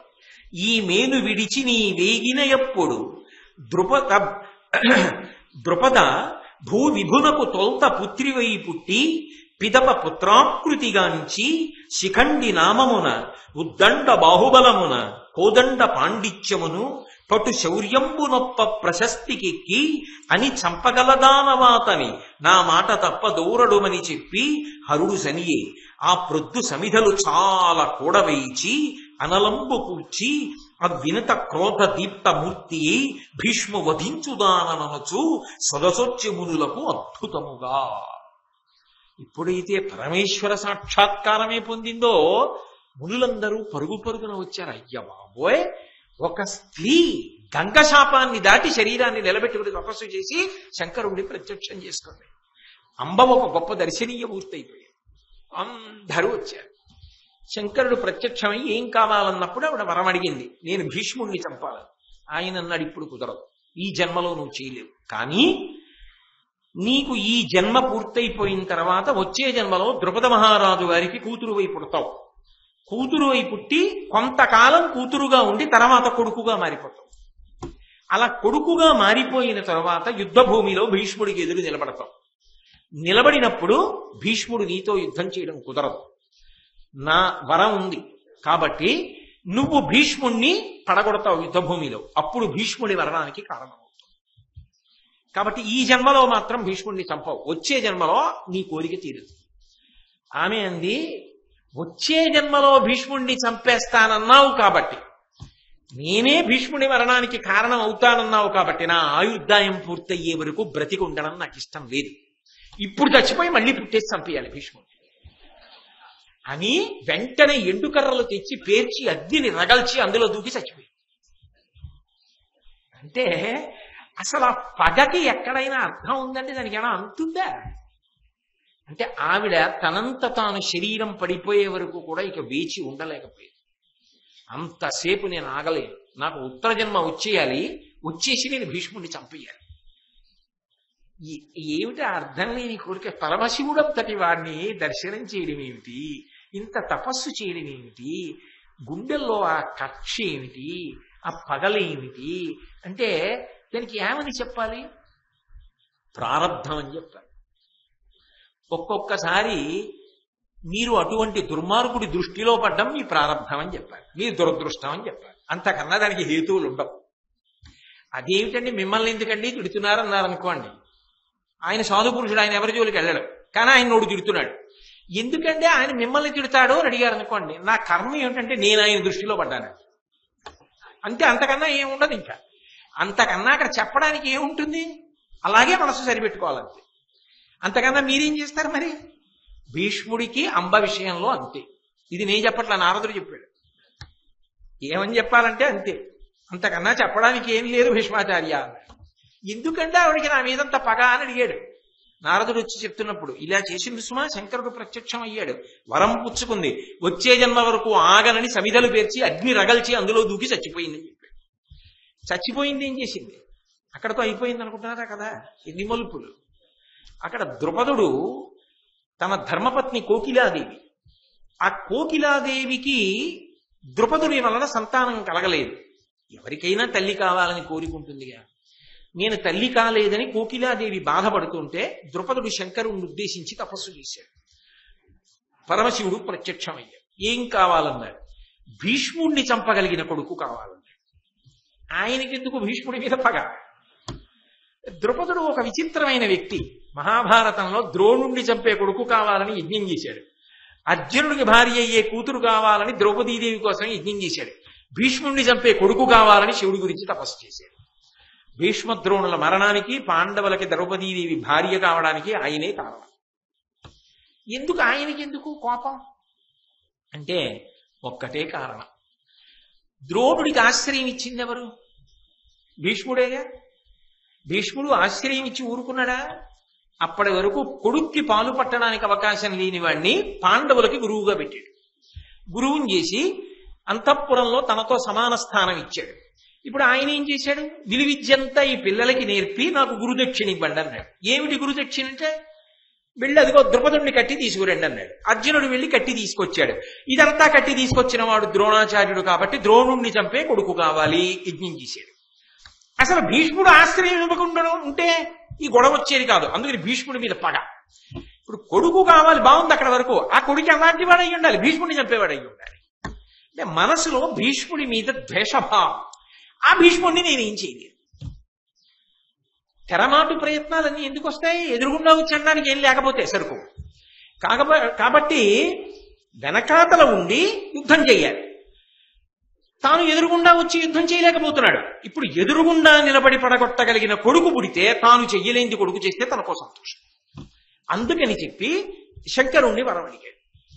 నాకు భీష్ముణ్ణి చంపే కొడుకుని కటాక్షించమన్నాడు. ఆయన అన్నాడు, కూతురై పుట్టి పదపడి కొడుకుతనముగాంచి భీష్ముని ఆజిరంగమున చంపు అట్టి ఉజ్వలాపత్యంబు పుట్టు నీకు తప్పదిది అని రుద్రుండు చెప్పి చనియే. ద్రుపద మహారాజా, నీకో కూతురు పుడుతుంది, కంగారు పడకు. ఇదేమిటి, నేను భీష్ముడిని చంపే కొడుకుని అడిగితే శంకరుణ్ణి కూతురు పుట్టింది ఏమిటి అని అనుకోకు. ఆ కూతురు తర్వాత కొడుకు అవుతాడు. ఆ కూతురు కొడుకు అయిన తర్వాత వాడు భీష్ముడిని చంపుతాడు. నీకు ఆ వరం ఇస్తున్నాను, బెంగపెట్టుకోకు. నా మాట తప్పదు సుమా, అనుమానపడకు. కూతురు పుట్టి కొడుకు ఎలా అవుతాడని బెంగపెట్టుకోకు అని చెప్పి ఆయన అంతర్ధానం అయిపోయాడు. ద్రుపద మహారాజు గారు అంతఃపురంలో వెళ్ళిపోయాడు. ఇక్కడ అంబ అగ్నిలో ప్రవేశించింది. మరి ద్రుపద మహారాజు గారికి వరం ఉంది కదా, శంకరుడి వరం. అందుకని ఇక్కడ కాలిపోయిన అంబ అక్కడ ద్రుపదుడికి కోకిలాదేవి గర్భంలో కూతురుగా పుట్టి శిఖండి అని పేరు పెట్టాడు. అందుకే మాట వినకుండా మొండి పట్టుదలతో పగతో ఉంటే ఇది శిఖండిలా దొరికింది ఏమిట్రా అంటుంటారు. శిఖండి అన్న పేరుతో పుట్టి ద్రుపదుడు కోకిలాదేవి రహస్యంగా సమాలోచన చేశాడు. ఈ పిల్ల కాదు, పిల్లవాడు కదా. శంకరుడు వరం ఇచ్చాడు కదా, ఆడపిల్లగా పుట్టి మగపిల్లవాడు అయిపోతాడని చెప్పారు కదా. ఇప్పుడు కొన్నాళ్ళు ఆడపిల్లని చెప్పి లేదు మా అమ్మాయి కదా అబ్బాయి అయిపోయాడంటే అందరు అడుగుతారు, ఇదేంటి అమ్మాయిగా పుట్టి అబ్బాయి ఎందుకు అయ్యాడని చెప్తారు. భీష్ముడిని చంపడం కోసం వరం అడిగితే ఇలా ఇచ్చాడని చెప్తే కొంచెం అందరూ అదేమిటి భీష్ముడిని చంపడం కోసం వరం అడగడం ఏమిటి, అంతటి ధర్మాత్ముడు, అంతటి జ్ఞాని, అంతటి మహానుభావుడు ద్రుపదుడు అంటారు. అందుకని ఎవరికి తెలియకూడదు. అందుకని ఆయన ఏం చేశాడంటే నాకు పుట్టింది కొడుకే అని చెప్పేశాడు. ఎవరికి తెలిసి వస్తుంది కనుక అంతఃపురంలోకి వెళ్ళి ఎవడో చూసి వచ్చాడు, నాకు కొడుకు పుట్టాడని చెప్పాడు. కొడుకు పుట్టాడని చెప్పి కొడుకులాగే వస్త్రాలంకారం చేశాడు, కొడుకులాగే కేశపాశం, కొడుకులాగే పెంచి పెద్ద చేశాడు. పెంచి పెద్ద చేసి ద్రోణాచార్యుల వారి దగ్గరికి పంపించాడు విలువిద్య నేర్చుకోమని. ఎందుకంటే భీష్ముడిని పడగొట్టడానికి కావాలిగా విలువిద్య. అందుకని ద్రోణాచార్యుల వారు పాఠం చెప్పాలి. ద్రోణుడి దగ్గరికి వెళ్ళి పాఠం నేర్చుకుంటున్నాడు ఆ పిల్లాడు. యుక్త వయస్సులోకి వచ్చేసింది ఆ పిల్ల. పిల్లాడిల్లా బయట తిరుగుతున్నాడు, కానీ ఈ పిల్లవాడికి యుక్త వయస్సు వచ్చేసింది. అందరూ మీ అబ్బాయికి పెళ్లి చేయరా అని అడుగుతున్నారు. అబ్బాయికి పెళ్లి చేయరా అంటే వాడు అబ్బాయి అయితే కదా పెళ్లి చేయడానికి. ఇప్పుడు అమ్మాయిని ఎలా ఇచ్చి చేస్తాడు? అమ్మాయిని ఇచ్చి చేసిన తర్వాత వీడు అబ్బాయి ఎప్పటికవుతాడో పరువు వీధిలో పడిపోదు. ఇంతకన్నా నేనేం చెప్పను సభలో. కాబట్టి ఆయన భయపడ్డాడు. కానీ ఎంతకాలం ఆగుతాడు? మీ అబ్బాయికి పెళ్లి చేయరా, మీ అబ్బాయికి పెళ్లి చేయరా, మీ అబ్బాయికి పెళ్లి చేయరా. మా అమ్మాయి ఉంది, ఆ రాజుగారు అమ్మాయి ఉంది, ఆ రాజుగారు అమ్మాయి ఉందని సంబంధాలు వస్తున్నాయి. ఆఖరికి చూసి చూసి చూసి చూసి ఆయన ఏం చేశాడంటే ఎంతకాలం ఎదురు చూస్తాం, శంకరుడి వరం ఉంది కదా, ఎప్పటికో అప్పటికి మగపిల్లవాడు అయిపోతాడు కదా అని దశార్ణ దేశాధిపతి యొక్క కుమార్తెని తీసుకొచ్చి వివాహం చేసేశాడు. దశార్ణ దేశాధిపతి హేమవర్మ అని ఆయన గొప్ప పౌరుష పరాక్రమవంతుడు. ఆయన కూతుర్ని తీసుకొచ్చి, అంటే ఎలాగో కోడలు అవ్వాలిగా, కొడుకు అవుతాడుగా, ఆ తెచ్చిన సంబంధం ఏదో మంచి సంబంధమే తెచ్చి ముందే చేసేద్దామని పెళ్లి చేసేశాడు. పెళ్లి చేసేసిన తర్వాత మరి ఇద్దరూ కలిసి సంతోషంగా జీవనం చెయ్యాలి కదా. మొత్తానికి తెలిసిపోయింది. ఎందుకు తెలిసిపోదు? హేమవర్మ యొక్క కుమార్తెకి తెలిసిపోయింది తన భర్త పురుషుడు కాడు, తన భర్త స్త్రీ. పురుషుడిలా నటిస్తున్నాడు, వేషం కట్టాడు, ఆయన పురుషుడు కాదు స్త్రీ అని తెలిసిపోయింది. కానీ ఆమె చాలా గంభీరమైన మనస్తత్వం ఉన్నది. ఈ మాట బయటికి వస్తే భర్త పరువు పోతుంది. అంటే భార్యో భర్తో మొత్తానికి స్త్రీయేగా ప్రస్తుతానికి. ఆయన పరువు లేదా ఆవిడ పరువు పోతుంది, మామగారి పరువు పోతుంది, అత్తగారి పరువు పోతుంది. వీళ్లతో పోదు. ద్రౌపదీదేవి, పాండవులు, ఇంతమంది. అవతల తండ్రికి తెలుస్తుంది, తండ్రి గుండెలు బాధ తీసుకుంటాడు. ఇదేం అన్యాయం, మా అమ్మాయి దొరికిందా ఇలా పెళ్లి చేసుకోవడానికి. ఇదంతా లోకంలో పెద్ద గొడవ కింద చెప్పుకుంటారు, అసహ్యంగా ఉంటుందని ఉగ్గపట్టుకుంది. కానీ ఎన్నాళ్ళు ఉగ్గపట్టుకుంటుందా ఆ రహస్యాన్ని ఆపుకోలేక ఎవరో ఒకరు ఎప్పుడో అప్పుడు అడుగుతారు కదండి. చిలికెత్తెలు అందులో ఊరుకుంటారా? పుట్టింటి వైపు నుంచి వచ్చిన చిలికెత్తెలకి ఏదో సందర్భంలో అనుమానం వస్తుంది కదా. అందుకని ఆమె తప్పక దాసికి చెప్పింది, ఆయన ఆవిడ. అంతకన్నా ఎందుకు 10 మాటలు చెప్పాను కదా ఆ కథ అంతా అని చెప్పింది. ఆ దాసి ఆపుకోలేకపోయింది. అమ్మో ఇది వెంటనే పుట్టింటికి తెలియాలని హేమవర్మ కబురు చేసింది. మీ అల్లుడు కాడుట, అల్లుడి రూపంలో స్త్రీ ఉంది. హేమవర్మ రాయబారిని పంపించాడు. ఇంత మోసం చేస్తావా? ఇంత మోసం చేసి నా కుమార్తెని కోడల్ని చేసుకుంటున్నానని చెప్పి ఆడపిల్లకిచ్చి పెళ్లి చేశావా? కనీసం నువ్వు మగవాడిగా నిలబడి యుద్ధానికి రా అని కబురు చేశాడు. కాదు, ఎవరు చెప్పారు? నా కూతురు కాదు కొడుకే అన్నాడు ద్రుపదుడు. ఇది అంత చటుక్కుని తీర్పు చెప్పే విషయమా? అంతఃపురం వరకు పరిమితం ఆ గొడవ. కానీ రాయబారి అనుమానాస్పదుడై వెళ్ళి హేమవర్మకి చెప్పాడు. హేమవర్మ సైన్యంతో కలిసి యుద్ధానికి వచ్చాడు. ద్రుపదుడు ముఖం చూపించలేక, ఏమని ముఖం చూపిస్తాం, ఏమని మాట్లాడతాం, ఏమని యుద్ధం చేస్తాం? ఇప్పుడు ఎవరైనా ఏమంటారు, యుద్ధం ఎందుకయా దీనికి? ఆయన ఏమంటున్నాడు, మీరు మీ అబ్బాయిని చెప్పారు, అతను అబ్బాయి కాడు అంటున్నారు. అతను అబ్బాయేనా? అది చెప్పు చాలు అంటారా? అనరా? మరి యుద్ధానికి ఎందుకు వచ్చావు? యుద్ధం ఎందుకయా? బియ్యం కుడుతూ ఆ విషయం ఏదో తేల్చుకునేదానికి అంటారు కదా. అందుకని యుద్ధానికి బయటికి వెళ్ళలేకపోయాడు. సైన్యాన్ని పంపించి ఒక్కడు గదిలో కోకిలాదేవితో కూర్చుని ఏమిటో శంకరుడు వరమిచ్చాడు. వీడు యవ్వనంలోకి వచ్చినా ఇలాగే ఉండిపోయింది ఆడపిల్ల కింద. ఎప్పటికీ కొడుకవుతాడు? ఇదెక్కడ గొడవ? పెళ్లి చేశాం అనవసరంగా. హేమవర్మకి తెలిసిపోయింది యుద్ధం జరుగుతోంది, బయట సైన్యం ఉండిపోయింది. ఇదంతా తల ఎత్తుకోలేకపోతున్నాను, 10 మంది ముందుకు వెళ్ళలేకపోతున్నానని బాధపడ్డాడు. ఇది వింది కూతురు శిఖండి. ఏమిటో శంకర్, అప్పటికి ఆవిడికి పూర్వజన్మ స్మృతి ఎలా ఉంటుంది? తండ్రి చెప్పిన వరం గుర్తుంది. ఏమిటో శంకరుడు వరం ఇచ్చాడు కానీ నేను మగపిల్లాన్ని అవ్వలేదు అని చెప్పి, పాపం నాన్నగారు ఇంత బాధపడ్డం కన్నా నేను చనిపోతే మంచిది, ఆత్మహత్య చేసుకుంటానని, రాత్రికి రాత్రి తెల్లవారితే మళ్ళీ యుద్ధం మొదలైపోతుందని కోటకి ఉన్న రహస్య ద్వారం గుండా అరణ్యంలోకి వెళ్ళింది. ఆ వెళ్ళింది ఏం చేసింది? యక్షులలో కుబేరుడి యొక్క అనుచరుడు ఉన్నాడు, ఆయన పేరు స్థూలకర్ణుడు.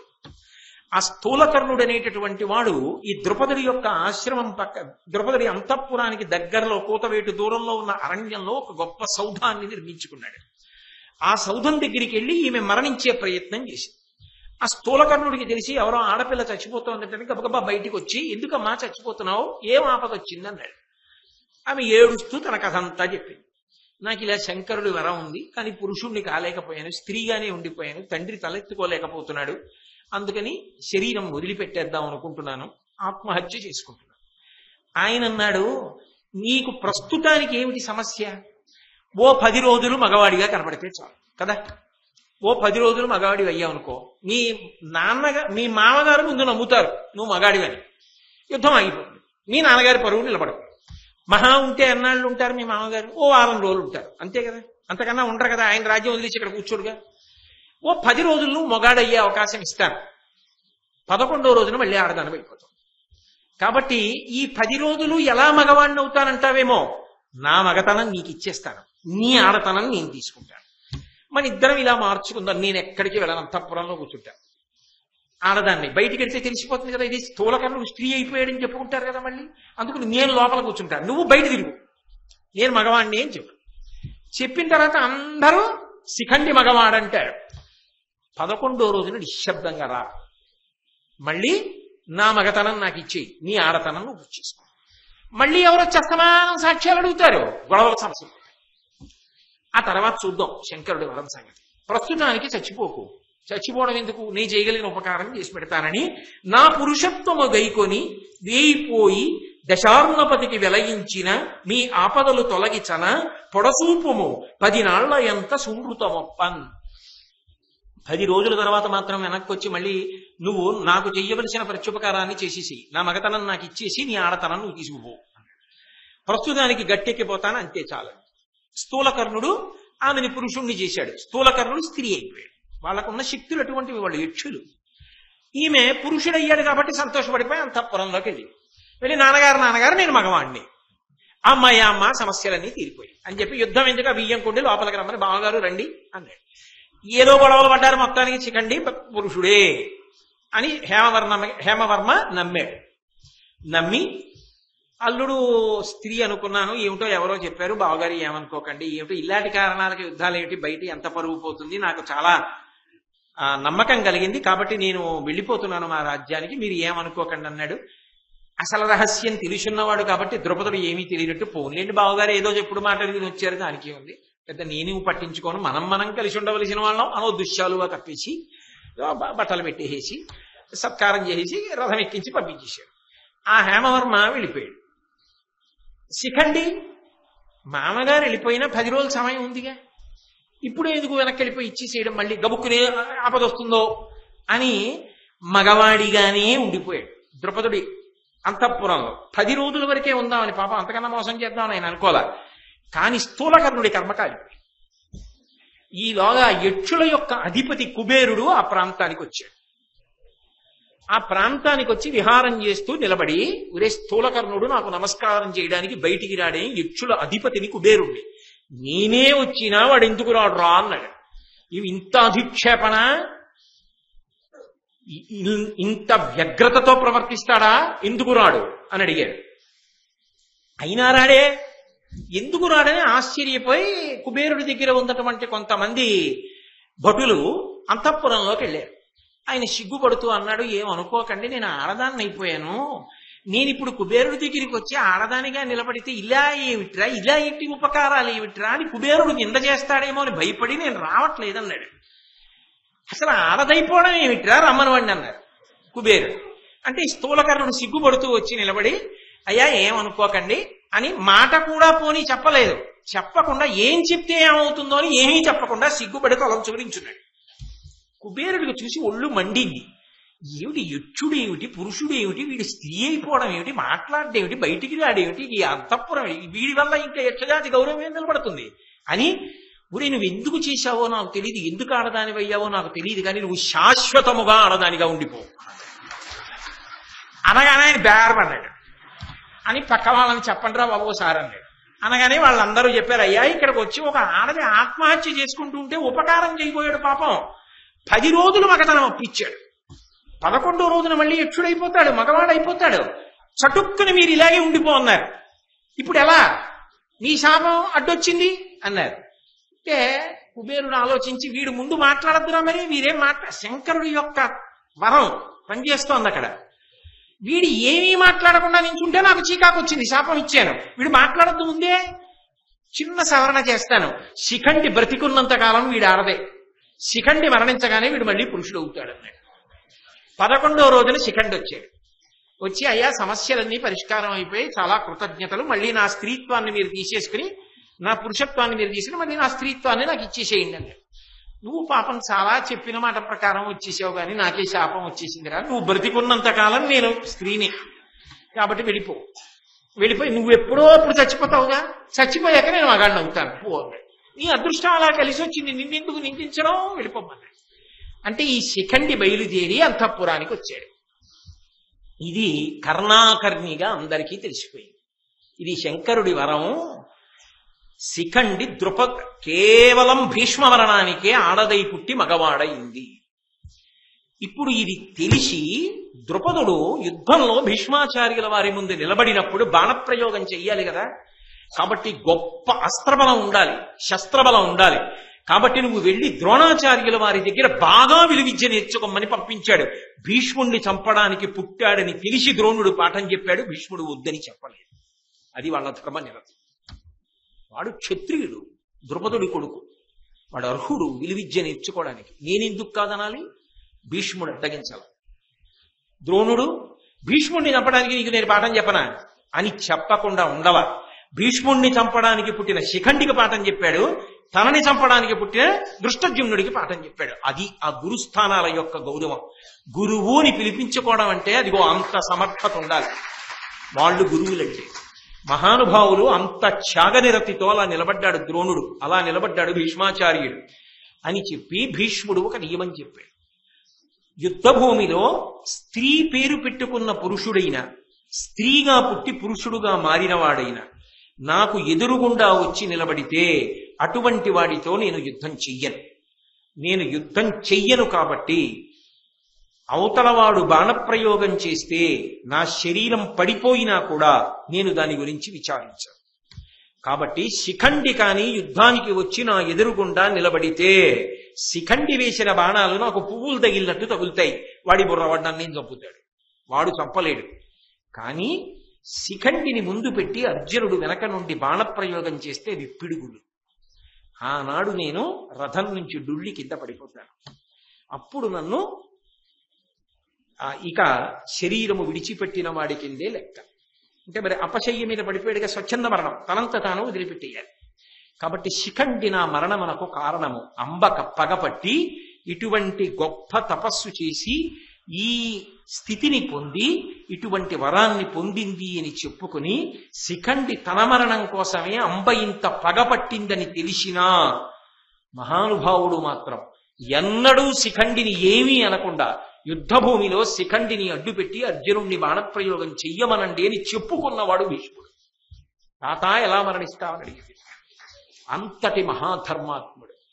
భీముణ్ణి చంపడానికి నిష్కారణంగా పగపట్టిన ఒక స్త్రీ కథ ఎన్ని మలుపులో తిరిగిపోతే చిట్ట చివరికి ఆమె శిఖండిగా మారి భీష్ముణ్ణి చంపడంలో కృతకృత్యురాలయ్యింది. ఈ విధంగా అంబ యొక్క ఉపాఖ్యానం పూర్తయింది. ఇది నిజానికి ఉద్యోగ పర్వంలో రావాలి. కానీ నేను అక్కడ దాకా వెళ్ళిపోయిన తర్వాత మళ్ళీ నేను వెనక్కి వచ్చి మాట్లాడితే మీకు క్రమంలో కొంచెం ఇబ్బంది వస్తుందని నేను పర్వంగా కాకుండా మహాభారతంలో భీష్ముడు అన్న పేరుతో పరిశీలనం చేస్తున్నాను. కాబట్టి ఆ పేరుతో పరిశీలనానికే సౌఖ్యంగా ఉండేటట్టుగా ఈ ఘట్టాన్ని ముందుకు తీసుకురావడం జరిగింది. కానీ ఆ క్రమాన్ని మళ్ళీ వెనక్కి వచ్చి పరిశీలనం చేస్తే మహానుభావుడు చిత్రాంగదుడు మరణించాడు. విచిత్ర వీర్యుడు అంబికని అంబాలికని వివాహం చేసుకున్నప్పటికీ కూడా సంతానాన్ని పొందకుండానే తనువు చాలించాడు. తదనంతరం దేవరన్యాయంతో వ్యాసుల వారి వలన ఈ అంబిక అంబాలిక ఇద్దరు ధృతరాష్ట్రుణ్ణి పాండురాజుని కన్నారు. ఆ ధృతరాష్ట్రుడు పాండురాజు ఇద్దరు పెద్దవాళ్ళు అవుతున్నారు. భీష్ముడు ఆ వంశ సంరక్షకుడుగా ఎంతో సంతోషాన్ని పొందాడు. కానీ ఇంతలో మళ్లీ ఒక పిడుగుపాటు సంభవించింది. వేట కోసం వెళ్ళినటువంటి పాండురాజు కిందమముని యొక్క శాప కారణంగా మాద్రియందు అనురక్తిని పొంది మరణించాడు. మరణిస్తే ఆ మాద్రితో పాటుగా ఆ మాద్రి పాండురాజుతో పాటుగా సహగమనం చేసింది. దేవతల యొక్క అనుగ్రహ విశేషం చేత ఆనాడు ఉన్న న్యాయంతో 5 కుమారుల్ని పాండురాజు పొందాడు. వాళ్లే ధర్మరాజు, భీముడు, అర్జునుడు, నకులుడు, సహదేవుడు. శతశృంగ పర్వతం మీద ఉన్నటువంటి కుంతీదేవి ఈ పిల్లల్ని ఎలా పెంచాలి అని ఆలోచించి వీళ్ళకి రాజ్యాధికారం నిలబడాలి అంటే అక్కడ భీష్ముని వంటి ధర్మాత్ములు ఉన్నారు కనుక నేను ఈ పిల్లల్ని తీసుకుని హస్తినాపురానికే వెళ్ళిపోతానని మునులను తోడు తీసుకుని హస్తినాపురానికి వచ్చింది.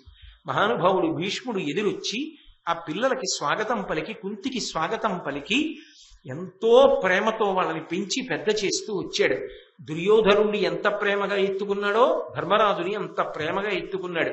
తన కళ్ళ ముందు వంశం పెరుగుతుంది అనుకుంటే ఇన్ని వైక్లభ్యాలు ఏర్పడుతున్నా తట్టుకుని ఊంచుకుని ధర్మం కోసమే నిలబడి ఆ వంశ సంరక్షణం చేస్తూ జీవితాన్ని అంత త్యాగమయంగా గడిపిన మహాపురుషుడు భీష్మాచార్యుడు. ఈలోగా ఆ ధృతరాష్ట్రుని యొక్క సంతానమైనటువంటి దుర్యోధనుడు, అతని యొక్క సోదరులు బహుక్రూరాత్ములై ఎంతసేపు పాండవుల మీద కక్ష సాధించాలనేటటువంటి ప్రయత్నం ప్రారంభం చేశారు. దుర్యోధనుడు ఎంతటి అపకార బుద్ధితో ఉన్నాడో గమనించలేనంత అమాయకుడు భీష్ముడు కాడు. కానీ ఆయన మాట వినడానికి ధృతరాష్ట్రుడు సిద్ధంగా లేడు. పెద్ద కొడుకుని విడిచిపెట్టు, వాడు పుట్టినప్పుడు అనేకమైన దుశ్శకునములు కనపడ్డాయని చెప్పాడు భీష్మాదుడు. కానీ ధృతరాష్ట్రుడు అంగీకరించాల. ఇది పెను విపత్తుకి దారి తీస్తుంది అని భీష్ముడికి తెలుసు. కానీ పిల్లలందరూ విద్యాభ్యాసం చేసి వృద్ధిలోకి రావాలని కృపాచార్యుణ్ణి గురువుగా నియమించి ఇటు పాండురాజు కుమారులకి అటు ధృతరాష్ట్రుని యొక్క కుమారులకి విలువిద్యాభ్యాసం చేయించాడు.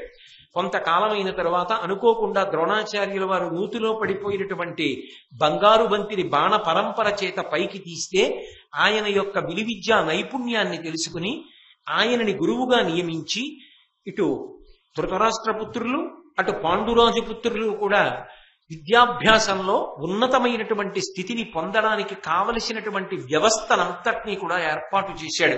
ఆ రకంగా పిల్లలందరూ బాగా చదువుకుని వృద్ధిలోకి రావడానికి కావలసినటువంటి స్థితిని ఏర్పరిచాడు.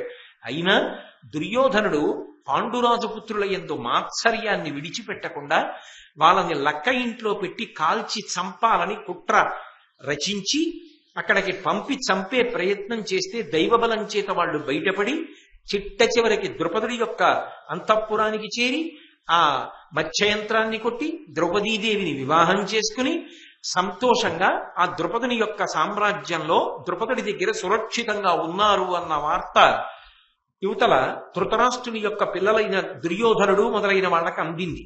అందగానే దుర్యోధనుడు చాలా బెంగపెట్టుకున్నాడు. ఏదో పైకి దొంగ ఏడుపంటే ఏడిచారు కానీ ధృతరాష్ట్రుడు అయిన కుమారులు పాండవులు బ్రతికున్నారు. పైగా ఇప్పుడు ద్రౌపదుడి ఎండ లభించింది. ఆ ద్రౌపదుని యొక్క కుమార్తె అయినటువంటి ద్రౌపదీదేవి పాండవులు 5గురికి ఇల్లాలైందనేటటువంటి వార్త తెలుసుకున్నటువంటి దుర్యోధనాదులు ఎలాగైనా పాండవుల్ని అంతమొందించాలనేటటువంటి దురుద్దేశ్యంతో అందరూ కలిసి ఒక సమావేశాన్ని ఏర్పాటు చేసి ధృతరాష్ట్రుడి దగ్గరికి వెళ్ళారు. వెళ్ళి ధృతరాష్ట్రుడితో కొన్ని పన్నాగములు మాట్లాడాడు దుర్యోధనుడు. అందులో మొదటిది ఏది అంటే ఇవాళ పాండవులకి ద్రౌపదుని యొక్క ఆశ్రయం లభించింది. ఇప్పుడు పరమ బలవత్తరమైనటువంటి ద్రౌపదుని యొక్క ఆశ్రమం పాండవులకు లభించింది కాబట్టి వాళ్ళు ఉత్తరోత్తర ఇంకా ఇంకా వృద్ధిలోకి వచ్చే అవకాశం ఉంది. శ్రీకృష్ణుడు, బలరాముడు, యదు, వృష్టి, భోజాంధక వర్గాలు ఇవన్నీ కూడా ఈ వంశాలన్నీ కూడా పాండవులకు మద్దతుగా నిలబడితే వాళ్ళు బలాన్ని పుంజుకుంటే వాళ్ళని ఓడించి రాజ్యాన్ని కబళించడం చాలా కష్టం. ఇవాళ కాకపోతే రేపైనా అర్ధరాజ్యం కోసం వస్తారు. అందుకని వాళ్ళని బలహీనపరచాలి అంటే ద్రౌపదుడికి పాండవులకి మధ్యలో భేదాన్ని కల్పించాలి. కల్పిస్తే ద్రౌపదుడి దగ్గర పాండవులకు ఆశ్రయం పోతుంది. పోతే వాళ్ళు తప్పనిసరి పరిస్థితుల్లో మళ్ళీ ధృతరాష్ట్రుడి దగ్గరికే వస్తారు. వస్తే మట్టు పెట్టడం చాలా తేలిక. కాబట్టి మొదటి ఆలోచన ద్రౌపదుడికి అల్లుళ్ళకి పాండవులకి మధ్యలో భేదభావం కల్పించాలి. ఇదైనా సాధించాలి. లేదా కుంతి కొడుకులకు మాద్రి కొడుకులకు భేదం కల్పించాలి. కుంతీదేవి కొడుకులు ధర్మరాజు, భీముడు, అర్జునుడు. మాద్రి కొడుకులు నకుల సహదేవులు. మాద్రి ఇప్పుడు లేదు, తండ్రి లేడు. కాబట్టి కుంతీ సంతానం వల్ల మాద్రి సంతానానికి ఏదో అన్యాయం జరుగుతోందని మనం ఆ 5గురు అన్నదమ్ముల మధ్య కక్షలు పెంచగలిగితే వాళ్ళకి మధ్యలో దెబ్బలాట వస్తే యుద్ధం జరిగితే మన చేతికి మట్టెట్టుకోకుండా కార్యం చాలా పూర్తయిపోతుంది. కాబట్టి 5గురి మధ్యలో భేదం కల్పించగలగాలి. లేదా అందగత్తెలైనటువంటి కొంతమంది స్త్రీలని పాండవుల మీద ప్రయోగించి ద్రౌపదీదేవి వారి పట్ల విముఖురాలయ్యేటట్టుగా చెయ్యాలి. అథవా 5గురికి ఒక్కతే భార్య కనుక అంత తేలికగా సంసారం నడవదు. ద్రౌపదీదేవికి పాండవులకు మధ్య వైషమ్యాన్ని కల్పిస్తే, భేదాభిప్రాయాలు కల్పిస్తే వాళ్ళని మట్టు పెట్టడం తేలికైపోతుంది. స్త్రీ కారణంగా దెబ్బలాడుకుంటారు. దెబ్బలాడుకున్న తర్వాత వాళ్ళని వర్గాలుగా చీల్చి వైషమ్యాలు కల్పించి మట్టు పెట్టడం తేలికవుతుంది.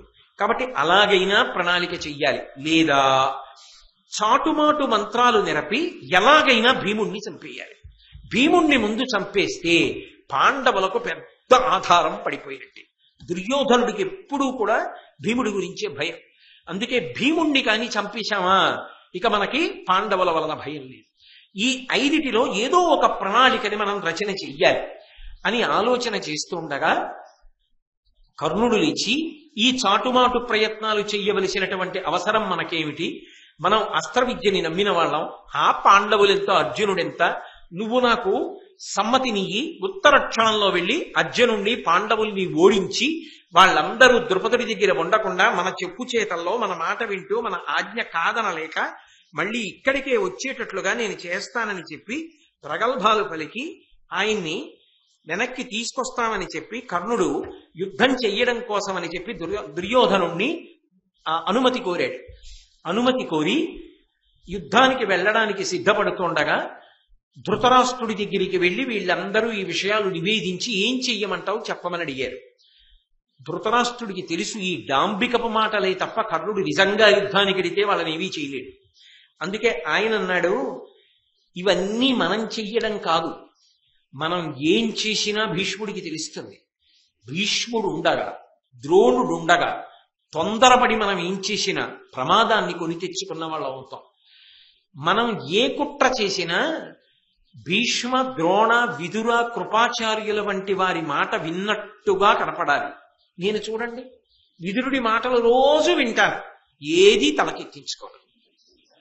ధృతరాష్ట్రుడు చెప్పిన మాట అలా భీష్మ ద్రోణుల్ని పిలుద్దాం, పిలిచి ఏం చెయ్యమంటారని అడుగుదాం.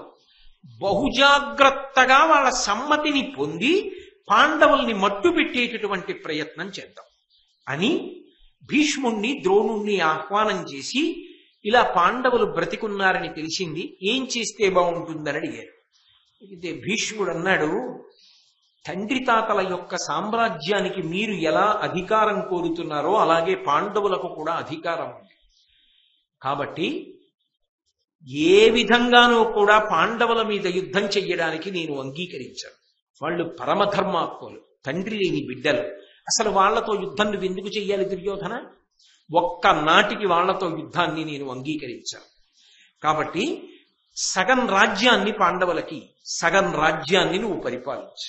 ఇది ఉభయులకు కూడా అంగీకార యోగ్యముగా ఉండవలసిన విషయం. అంతేకాని పాండవుల్ని పాడు చేసే ప్రయత్నం మీరు చేస్తే మాత్రం నేను అంగీకరించాను. దుర్యోధన, నేను చెప్పిన మాట విను. నువ్వు నేను చెప్పినట్లుగా ప్రవర్తిస్తే నీకు కీర్తి కలుగుతుంది. కీర్తి రాజుల యొక్క జన్మ ఫలం. అలా ఎవడు కీర్తిని పొందాడో వాడు సమున్నతమైనటువంటి స్థితిని పొందుతాడు. జీవితంలో బంధువులు కాని, లోకాలు కాని సంతోషించడానికి కారణం ఏది అంటే కేవలముగా ఆ కీర్తి. ఆ కీర్తిని సంపాదించడం అన్నది ఎక్కడో దొరికే వస్తువు కాదు. నువ్వు సక్రమంగా ప్రవర్తించడాన్ని బట్టి కీర్తి వస్తుంది. కాబట్టి నేను చెప్పినట్టు చెయ్యి. పాండవులకు అర్ధరాజ్యమే, నువ్వు అర్ధరాజ్యం తీసుకో. అలా తీసుకుంటే మీరు సంతోషంగా ఉంటారు. కీర్తి లేని వానికి నీ జీవనంబు నిరర్ధకంబచూవే, అమని మీద నిత్యమైన ధరము నిర్మల కీర్తియ, అట్టి కీర్తి వడయుట శ్రమంబే. నేను చెప్పినటువంటి మాట బాగా విను దుర్యోధన. అసలు లోకంలో కీర్తి పొందకుండా బ్రతికేటటువంటి వాడి జీవితం ఏది ఉంటుందో అది నిరర్థకము. ఆ జీవితానికి ప్రయోజనం ఉండదు. మనిషి కీర్తిని పొంది తీరాలి. కాబట్టి కీర్తిని సంపాదించడానికి ప్రయత్నించు. అటువంటి కీర్తి వలన నీ పేరు చిరస్థాయిగా నిలబడుతుంది.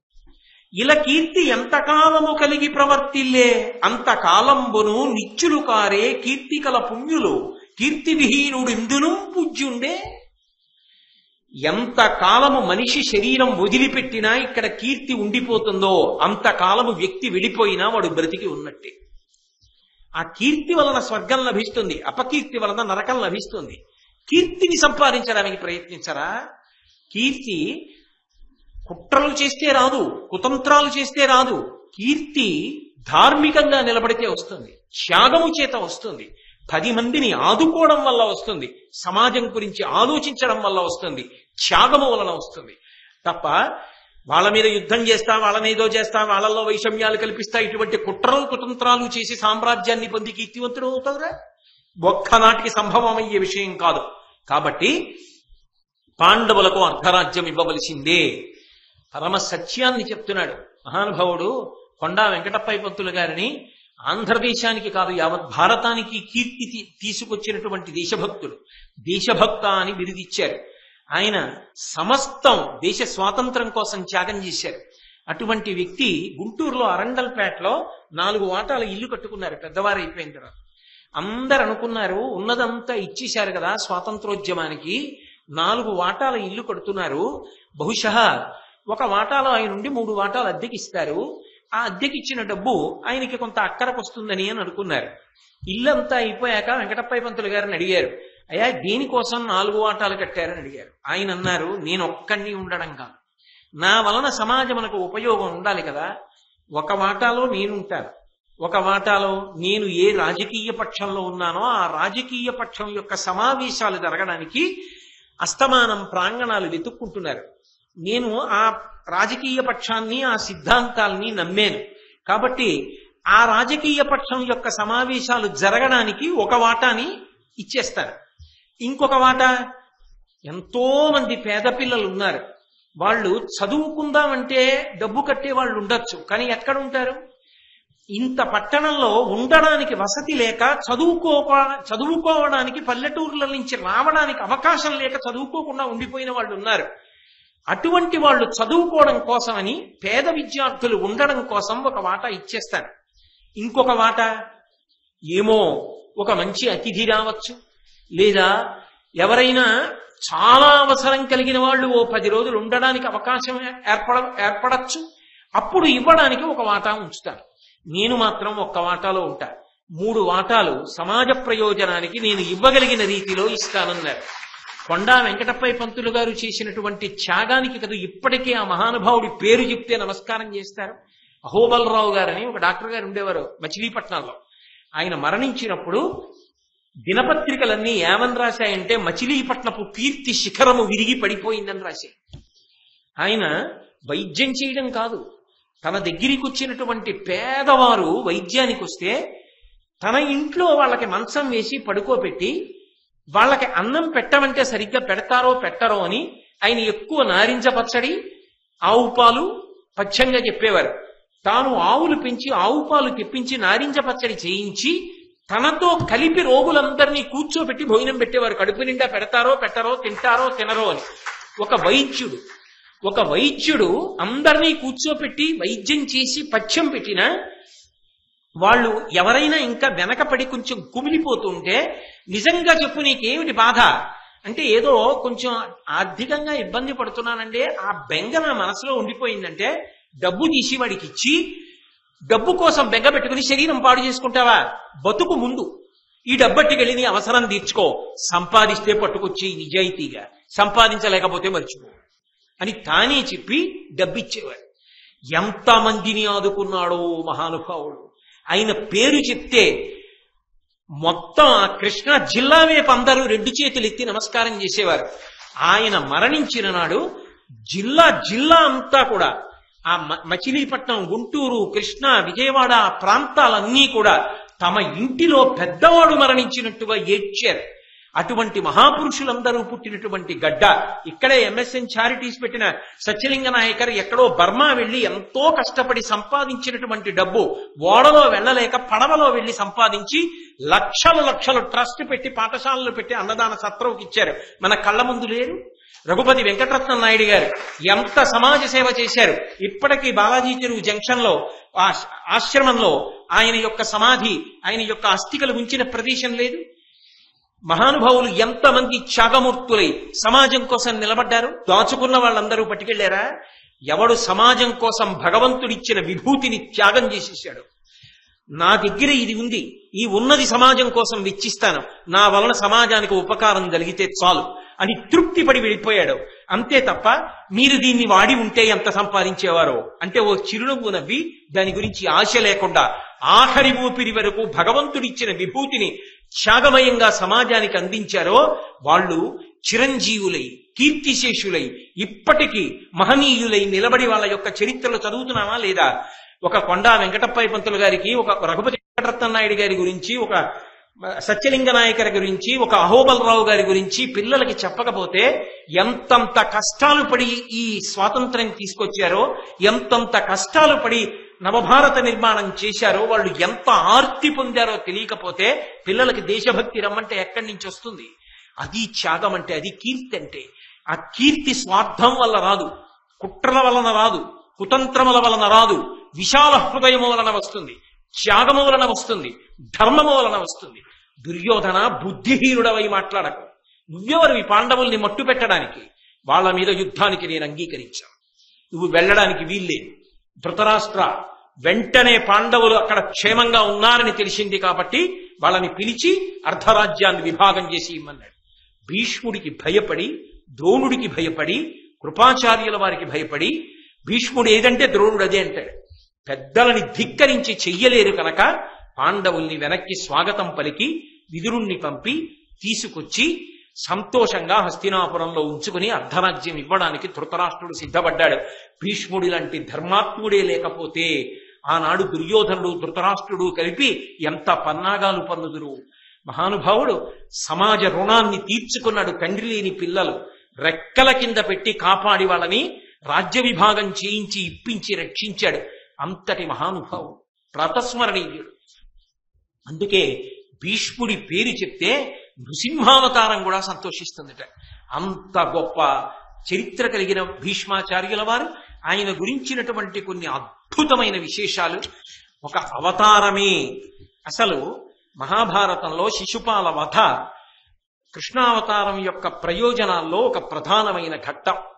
అసలు కృష్ణావతార వైభవాన్ని రాజసూయ యాగంలో చెప్పిన మహాపురుషుడు భీష్ముడు. అసలు ఆ అవతార ప్రాశస్యం చెప్పడం, ఆ పెద్దరికాన్ని నిలబెట్టుకోవడం. అందున విశేషించి రేపు శ్రావణ మాసంలో శుక్లపక్షంలో స్థిరవారం. అటువంటి రోజున ఆ అవతార సంబంధమైనటువంటి వైభవాన్ని ప్రస్తుతి చేస్తూ భీష్ముని యొక్క వైభవాన్ని అందులో తెచ్చి మాట్లాడడం భగవంతుని యొక్క అనుగ్రహ విశేషం. మళ్ళీ రేపు సాయంకాలం 7 గంటలకి కలుసుకున్నప్పుడు ఈ విషయాన్ని పునః కొనసాగిస్తాను. ఈ సందర్భంగా మీతో నేను ఒక్క విషయాన్ని మనవి చేయవలసి ఉంటుంది. రేపు సాయంకాలం ప్రవచనం 7 గంటలకి కాదు. రేపు సాయంకాలం ప్రవచనం 6:30 మీకు నా సంగతి బాగా తెలుసు. నేను మా ఆవిడ్ని తీసుకొస్తుంటాను. అందుకే ఎవ్వరూ లేకపోతే దాన్ని కూర్చోపెట్టి చెప్పి వెళ్ళిపోతాను. కాబట్టి నాకు ఆ బెంగేం లేదు. ఇంతమంది ఉండాలన్న కోరిక నాకు ఎప్పుడూ లేదు. 6:30 ప్రారంభం చేసేస్తాను. ప్రారంభం చేసి వదిలిపెట్టేస్తాను. ఎందుకని 8:30 వరకు చెప్పను. 8 గంటలకే సాధ్యమైనంత వరకు వదిలిపెట్టేస్తాను. ఎందుకు వదిలిపెట్టేస్తాను అంటే రేపు ప్రసాద్ బాబు గారి ఇంట్లో పెళ్లి సంబంధంగా ఆయన భోజనాలు పెట్టుకున్నాడు పాపం. నేను ఇక్కడ 8:30 వరకు కూర్చోబెడితే మీరు ఎప్పటికి పెడతారు భోజనాలకి? ఆకలి తీరిపోయిన తర్వాత మీరు ఎడితే ఏం ధర్మం? అందుకే మీకు ఆ సౌకర్యం కల్పించడం కోసం రేపు 6:30 మొదలు పెట్టేస్తాను.